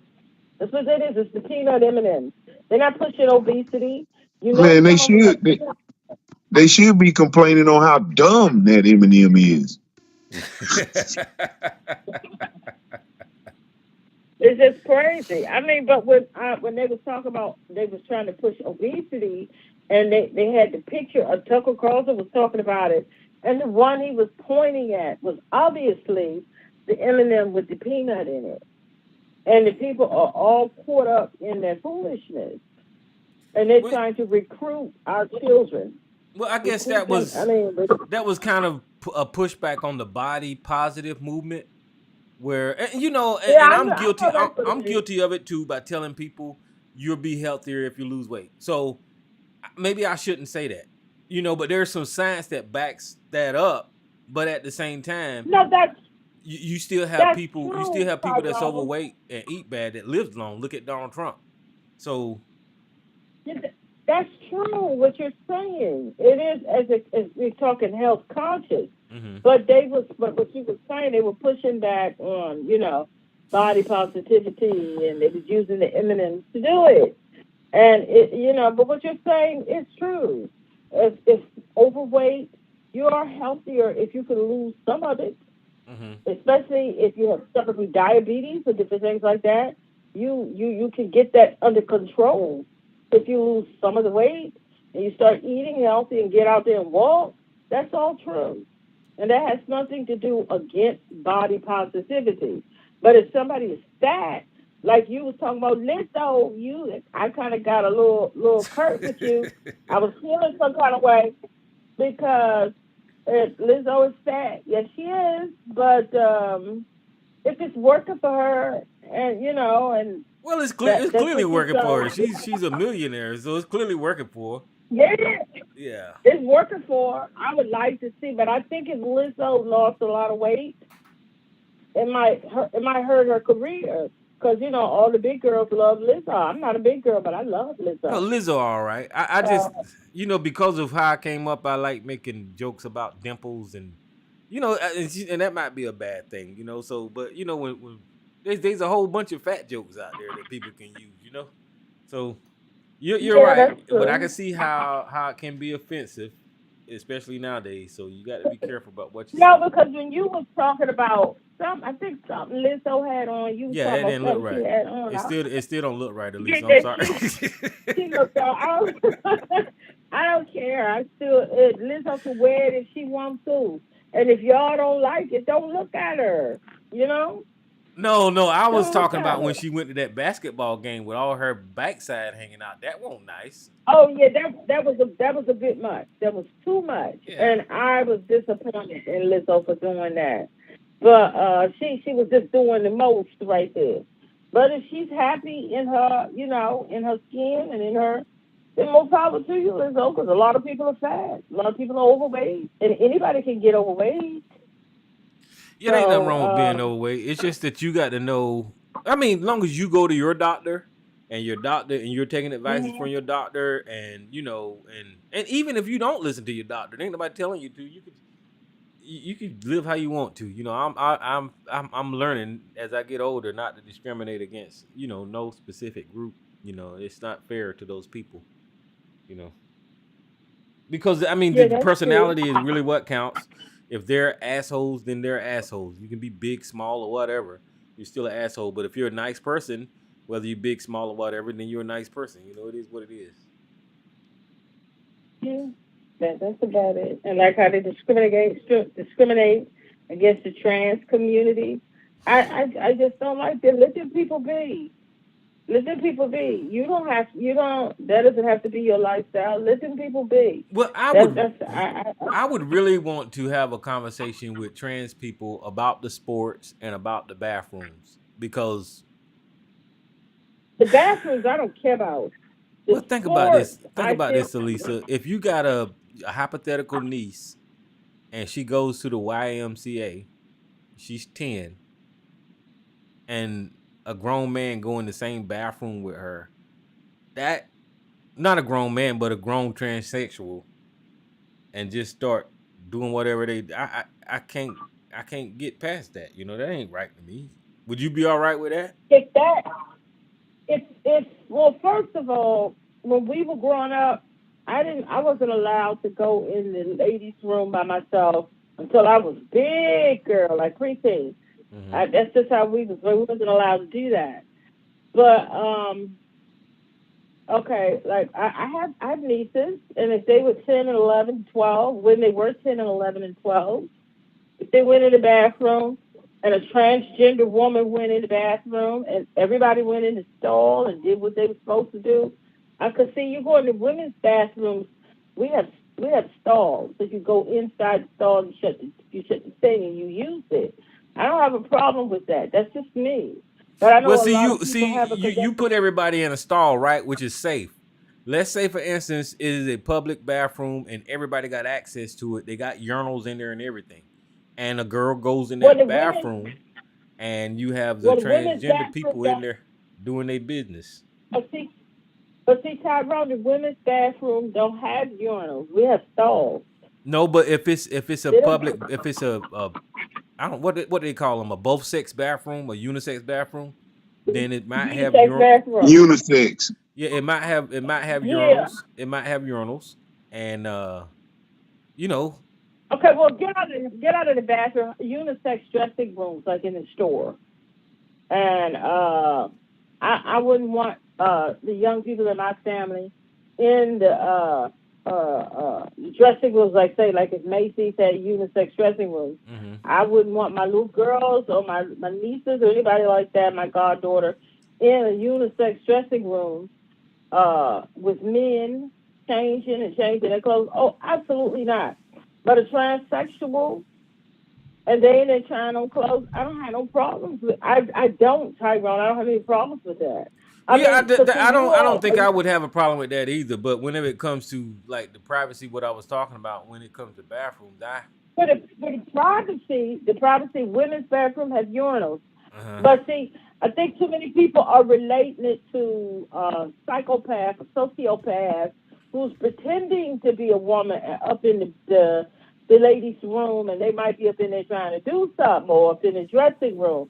But if it's a transgender woman, they're talking about a crazy person pretending to be something so they could go and assault people. We're just talking about transgender Well, no, people. even I'm not even talking about the assault or anything like that, right? I'm just saying if I had a child of 10, 11, 12, 13, 14, and I haven't had those intimate conversations about genitalia and all that kind of stuff, and and I take them to the Y or whatever, I wouldn't want somebody whipping something out in front of them and all of that. Well, me either. I tell you, when I was little, and we weren't allowed to go to the bathroom ourselves, and if we were like with my dad, and I had, you got to go to the bathroom and you're out, he'd be like, you can't hold it. He used to be fussing, right? It's like, no, I gotta go. This is when I was real little. So we were not allowed. He's not gonna let me go in the ladies' room by myself because my mother had put down the law. So if they don't have like a bathroom, that one person can go in, and he send me in and stand outside the door. One person bathroom. If it's a bathroom, no. I wasn't allowed to go in the ladies' room by myself. So I had to go in the men's bathroom. And my father's so silly. He would be fussing the entire time. And he would take, like if he had on a coat or jacket, and he would tie it around my head. And like the men's bathroom has stalls, and he would send me in the stall, and he would stand, with the door shut while I used the bathroom. And I used to be trying to peek because I wanted to see what was men's bathroom look like. And I remember once he didn't have a jacket on, and I just had to go. And we had got some stuff from the stove. So he put a bag over my head. And I had to go in the bathroom. He made me go. And I remember while I was in there, I had poked a hole in the bag so I could see, because I wanted to see what the men's bathroom looked like. But we weren't allowed to go in the bathroom by ourselves. We just weren't allowed to do that. So if I was with him, he had to figure it out. And his thing is to tie something around your head so you can't see, and then he'd leave me in the bathroom. I go in the stall. He's staying right there in front of the door while I'm in the stall using the bathroom. And there was no washing of hands. It's just, come on, let's get out of here, Yeah. So that's what it was. Well, I mean, that's what it was. like I said, I don't have a problem with the transgenders. I just like to have a conversation about that and the sports. I think the sports is unfair. The sports. Yeah. Now, the sports, I agree with you on. This whole world needs to have a conversation about transgender in women, because they're not having a problem in men's sports, but in women's sports, we're having a problem. And I think the whole world needs to have a serious conversation. They need to have the best scientists, doctors, and everybody to come and discuss that and tell the truth about it. And they'll be afraid that you're going to get labeled transphobic. Just come and talk. But we need to have a serious conversation, because in my opinion, I think as it relates to like women's sports, some things everybody just can't do. You just can't do it. I might want to be a ballerina. I'm past that. I can't. I just can't do that. And like somebody, a 6'6" man, wanting to play, wanting to be in women's track or women's things like that. There's certain things you're just not going to be able to do because it's just that's why women's sports was a thing, so that they could have the fairness, and compete on an even a playing field, a playing, level. So I think the whole, not just the United States, the entire world needs to come together and really get serious and have some true conversations about that. Yeah, because I mean, But I don't think transgender people. And listen, I understand that the pronouns are important, but whenever we was raised in this society, a woman is a woman and a man is a man. So because you're transgender, you can't take that woman identity from someone, right? But you are a transgender woman. You can use that term yeah, in its full term, but just to say no, I'm a yeah. woman too, that don't seem right to me. I don't know, but it's just No, it's not our community. So a lot about it I don't understand either. mhm. But I do watch a lot of transgender videos and different ones on YouTube to understand their perspective, and certain things that they say I don't agree with. But Well, I get the argument because if somebody is a transgender woman, right, and they want to be mhm, referred to as a woman, and fine. somebody constantly calling them a man or whatever, so I get that you can get offended with that. But if somebody prefer to call you a transgender woman compared to just a woman, period, then I think that they should accept that. They shouldn't try to force people to say no, no, no, no, I'm a woman. I'm a woman. You're a transgender woman. So accept that. That's what you are. Uh, You know. we have a long way to go when it comes to that, and the Republicans, that's one of their biggest talking points is about the transgender community. Not Mhm. my community. A lot of it I don't understand.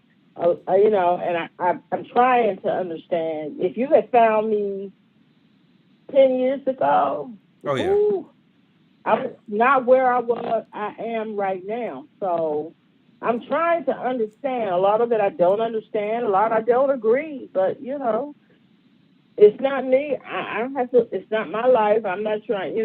But I want them to have all the rights and the things that everybody else has. But we need to get that sports thing together. That thing about the sports. The world needs to have an honest conversation about that because it's looking really ridiculous.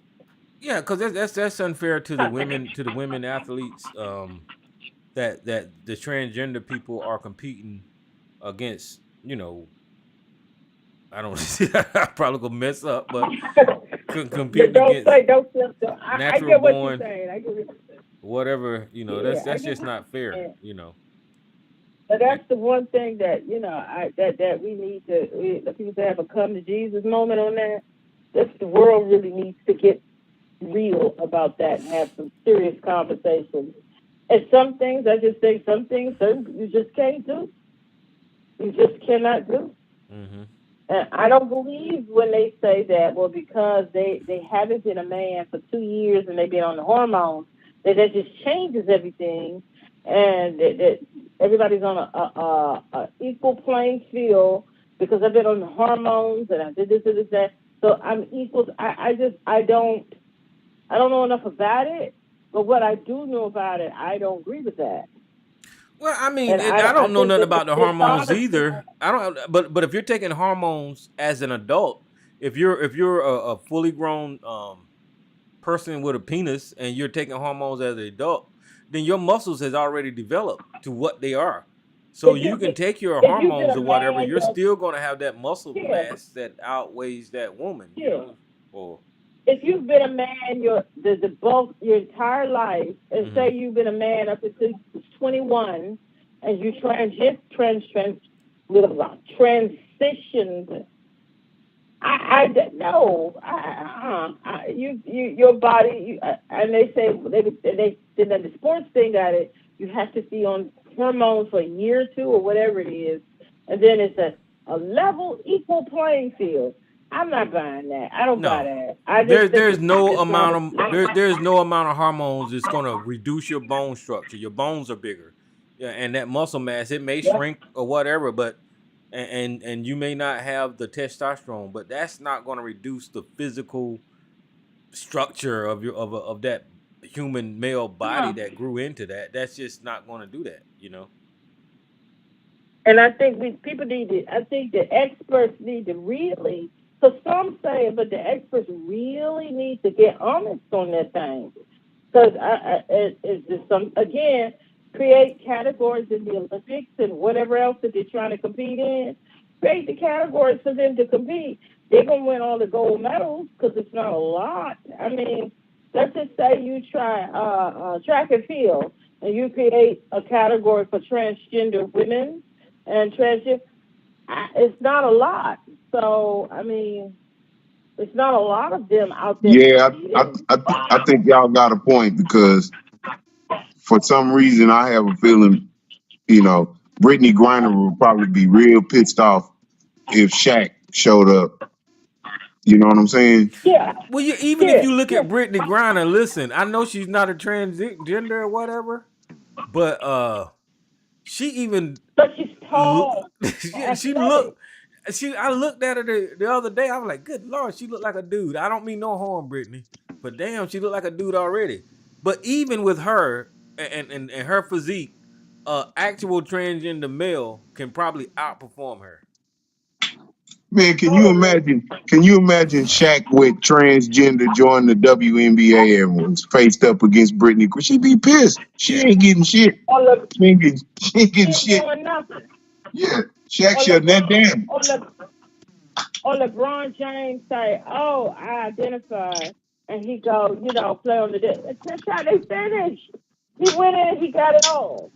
So that's what I'm saying. We need to have Yeah, some honest conversations that's about kind of wild.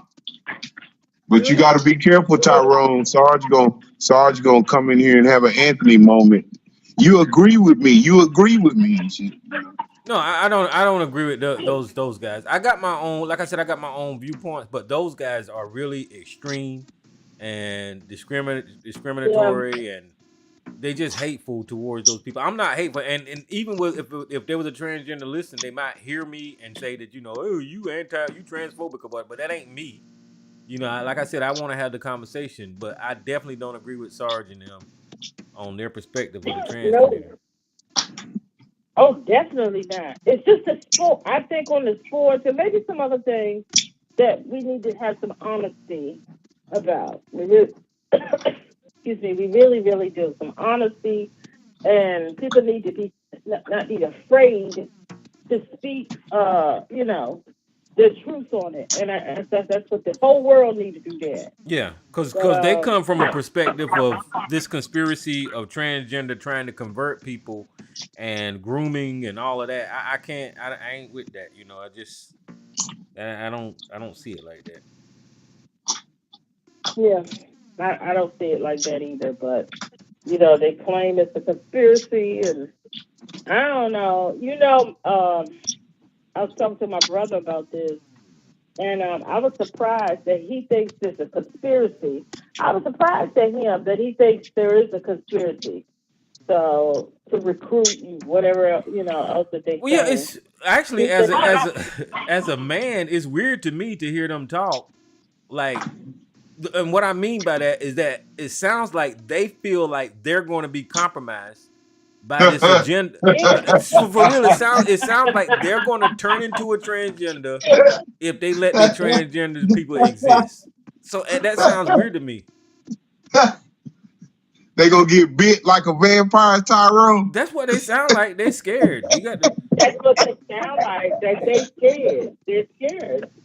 And if you weren't born that way, I mean, why? But a lot of them, that's how they sound like. They're going to get caught up, or they're going to be tricked Yeah. by a transgender woman. They're going to be tricked. And maybe some men can, I'm not going to say tricked. That's their words. But they're thinking that we're going to be tricked, and I'm going to. No.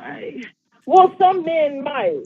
Yeah, But yeah, and they that's might. But I mean, hey, goddamn. that's the men you talking about. That's the men you talking about. Because Sarge has been known to Google somebody else's woman, and ABC admits every time he on the show that he looking at booties and looking at titties meat, and so what it is they afraid that one day they gonna be checking one of them chicks out, talking about who she find, and she gonna turn around with a beard talking about how you doing. That's what it is. Well, Yeah, I don't think it's that's to the very point now where interesting. you can't tell a difference. I just don't. I don't A see it. lot, You know. a lot of men. I think most men can. I think when they saying that I didn't, I was tricked. You're lying. You knew. Be yourself. Say who you are. Live in your truth. Mm-hmm. But there probably are some who can't. I can. Most women can, and I think most men can too. I think they So, but what the can. hell they And it afraid just of then? They're afraid that they're gonna get tricked into liking a transgender person, or perhaps I think sleeping with so. a. You gonna get tricked into sleeping with somebody with a penis? I don't get it. That's crazy. That is nuts.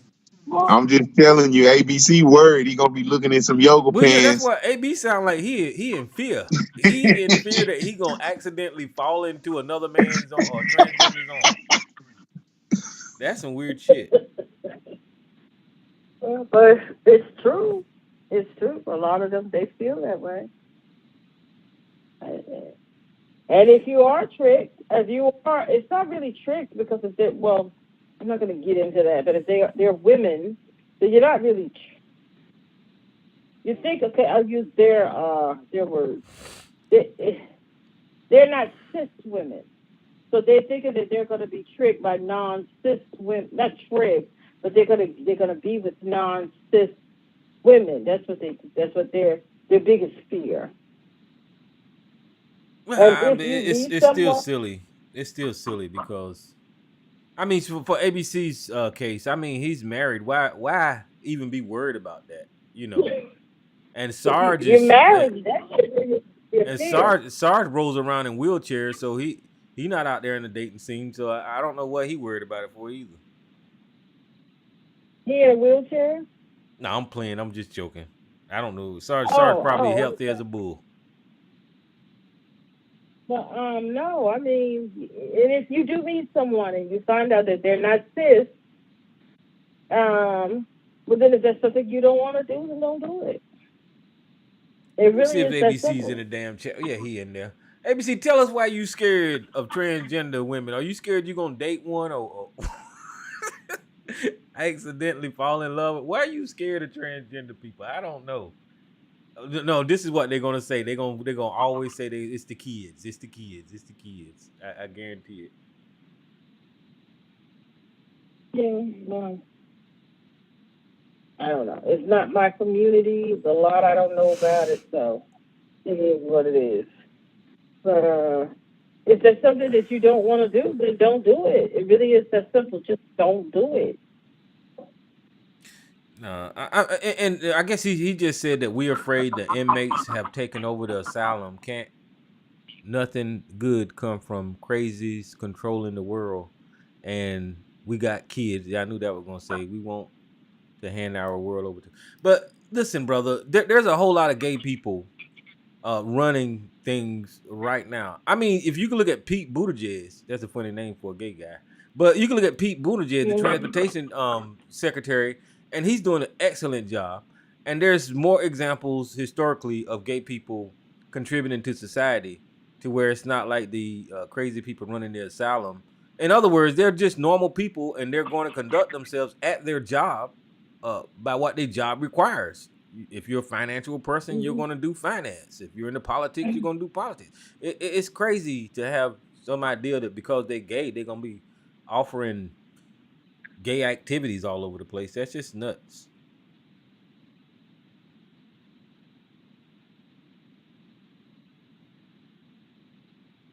And you know what? To do As I more. watch more and more Netflix movies, and I'm getting used to it.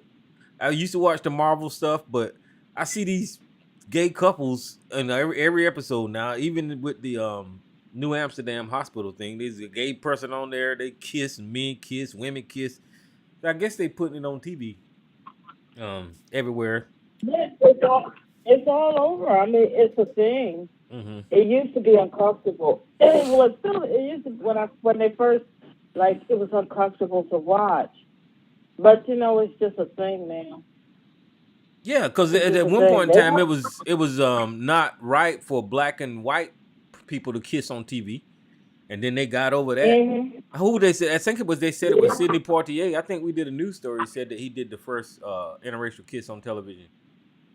That used to not be Oh, a thing. really? Yeah, it was not a thing. And I remember Star Trek. No, Star Trek. No, No, that's Sidney probably what it Poitier. I was. think Elisa was that lady kissing Star Trek. the Captain Kirk. captain. Yep, you absolutely Yeah, right. that was the first interracial kiss on television, and the Bible Belt they wouldn't air it, but the creator of Star Trek said, "Well, we're doing it," and they did it, and nobody died from seeing it. So you just have to. And the thing is, they showed it on TV. People have been interracial kissing longer than that. This is the first time they showed it on television. So Hmm. get over it. Yeah, I mean, I'm gonna be I honest with remember. you. Now, it took a little getting used to. I had to get over the shock when I first started seeing these same sex couple kiss on TV. I was like, turn it. But then I got used to it, and then it is what it is. I It just want just to. became a thing. I remember the first time I saw two men kissing. I was a child, and we were at it was like a not a like a music like a fair, not a fair. Well, I'll just call it a fair. And they had music at a festival. That's what it was. And they had music and stuff. And I was there.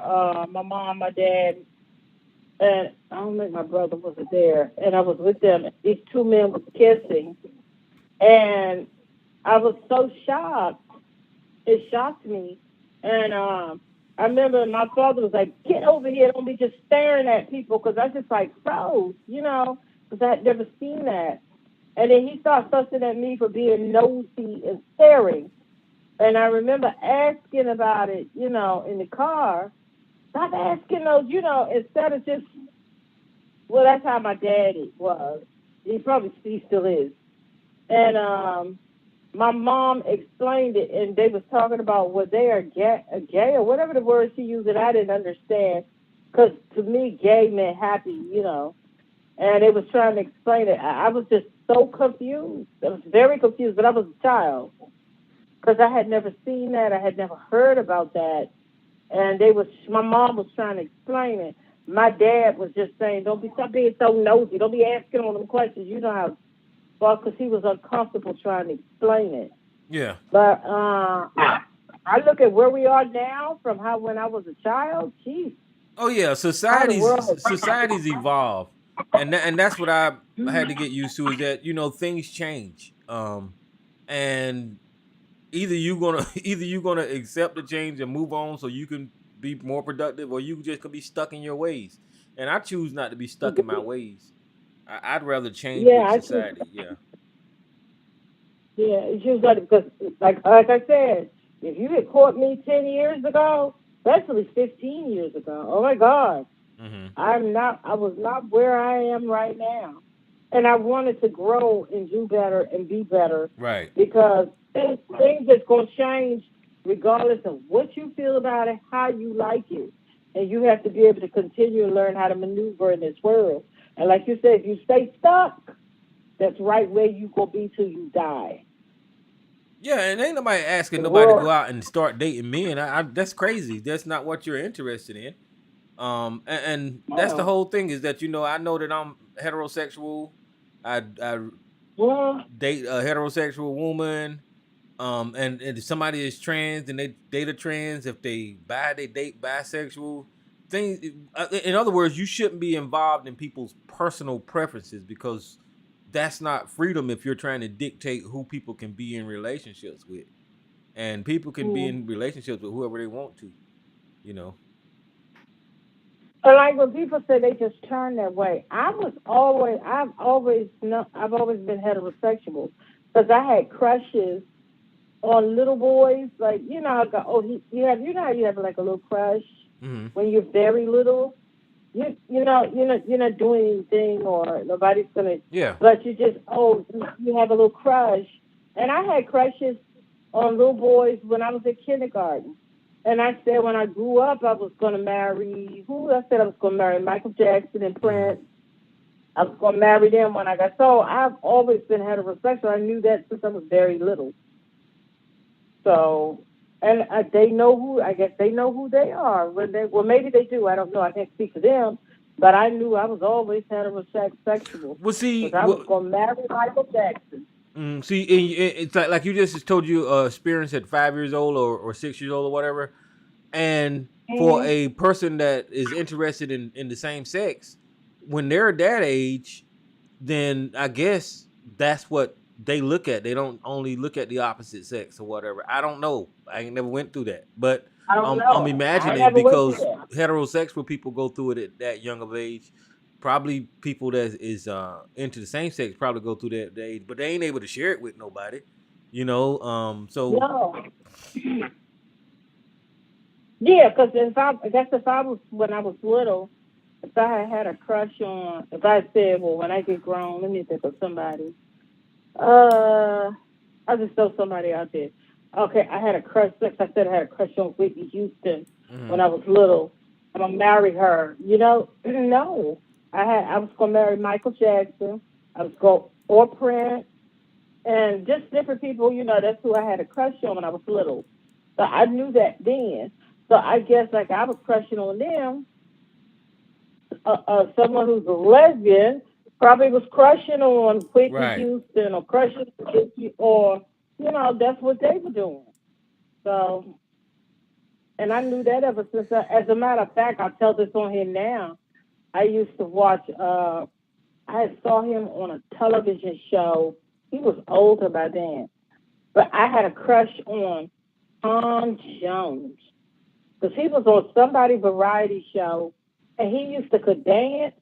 So Who you is know who Tom you are Young? Is when he you one of hear them Las Vegas singers? Tom Jones. You know what's new, Pussycat? He was on somebody's show, and I saw him on there, and he was dancing and Hmm. singing. And I remember my father was like, because Tom Jones is not my Oh, era, Tom Jones. but he was Okay, on okay. somebody's. Yeah. Then he was on somebody's show, and my father was like, "Why you like?" I'm not gonna say the word he used, but why do you like him? Because he could dance. Hmm. And he could dance, and I liked how anybody that was flashy and could dance. That's why I liked Michael Jackson, like Prince, and people like that. So, and he could dance, but they couldn't understand how come I liked him because he was white, Oh but he yeah, I could know dance Tom. I and know Tom Jones. I see who he is. Yeah, I remember him. he could dance, and it was somebody variety because he's not in my era, but he was on somebody's show, and he was dancing and singing. He was on there with I can't think of who that was. It was some black woman. They was dancing and singing, and I thought he was just the most. And I was saying that I had a crush on him, and my father could not understand it because he was white.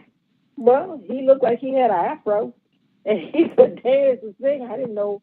I didn't know the difference. And my mom said when my brother was little, he had some type of. We went to Catholic school. He did too, and he had something that went on in school, and some kind of little fight or something broke out. My mom said she asked him, "Well, the little boy, what color was he?"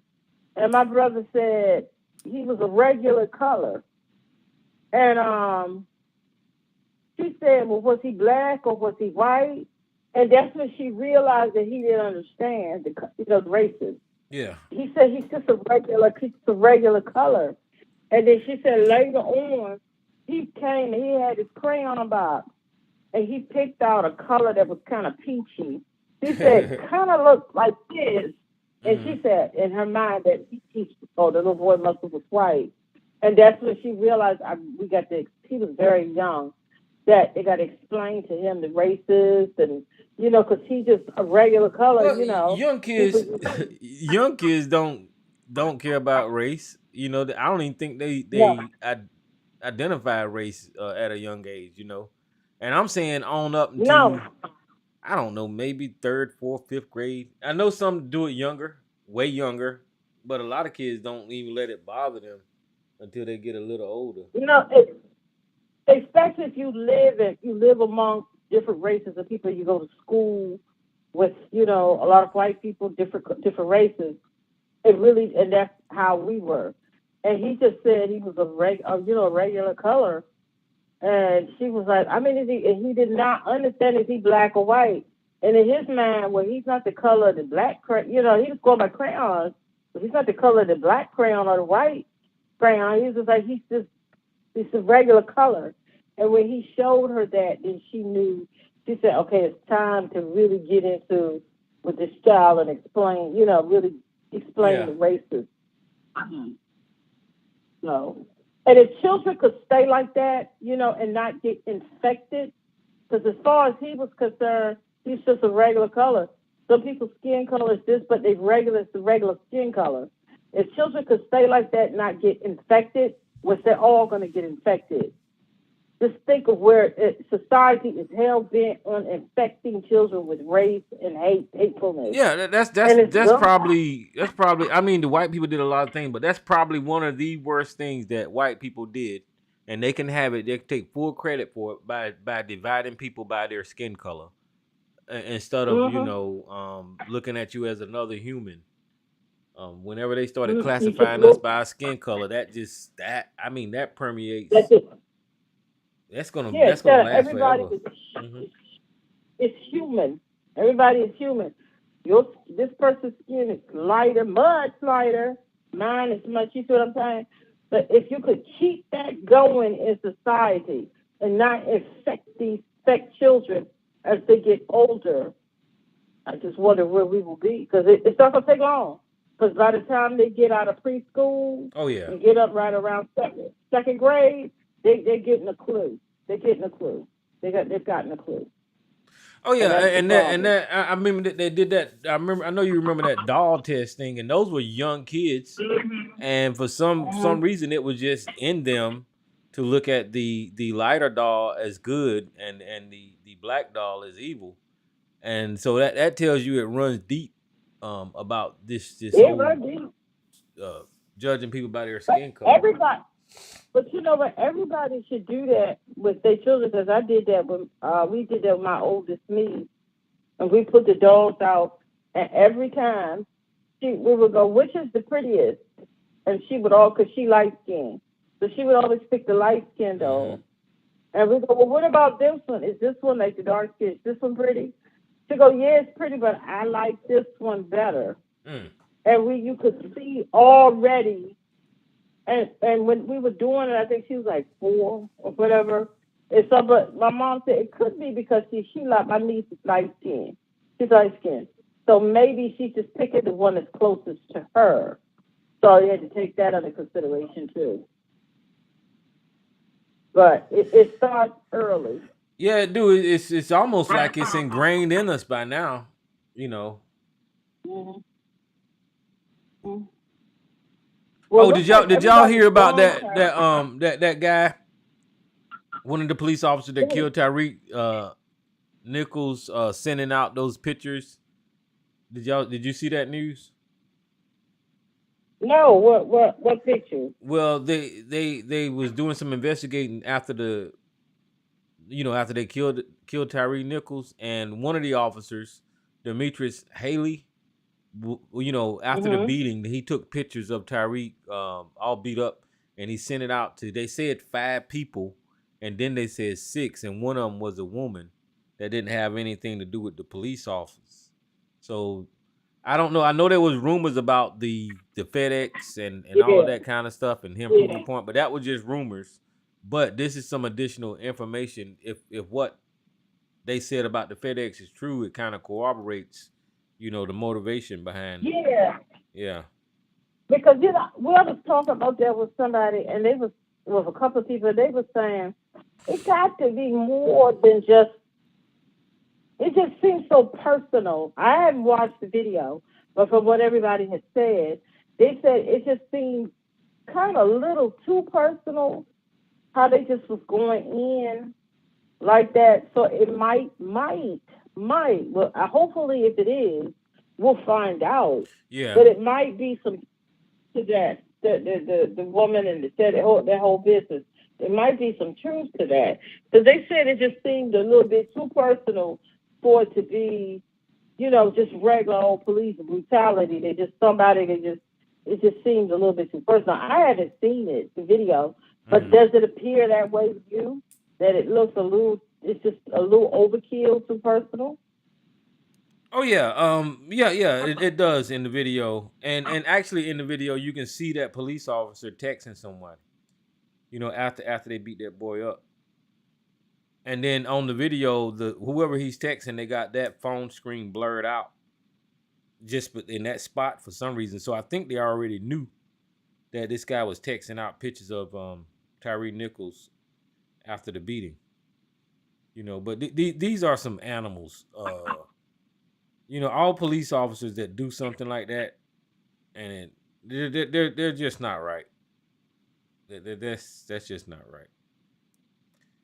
Well, if that is, I hope all the truth, because even though they're going after them full force, that don't mean that the boys in blue won't cover up some things. They will still probably try to cover up some things. Even but they try to going after them. They try to cover up the white guy until people were like, hey, shoot, there were too many people there for only 5 black people to get in trouble.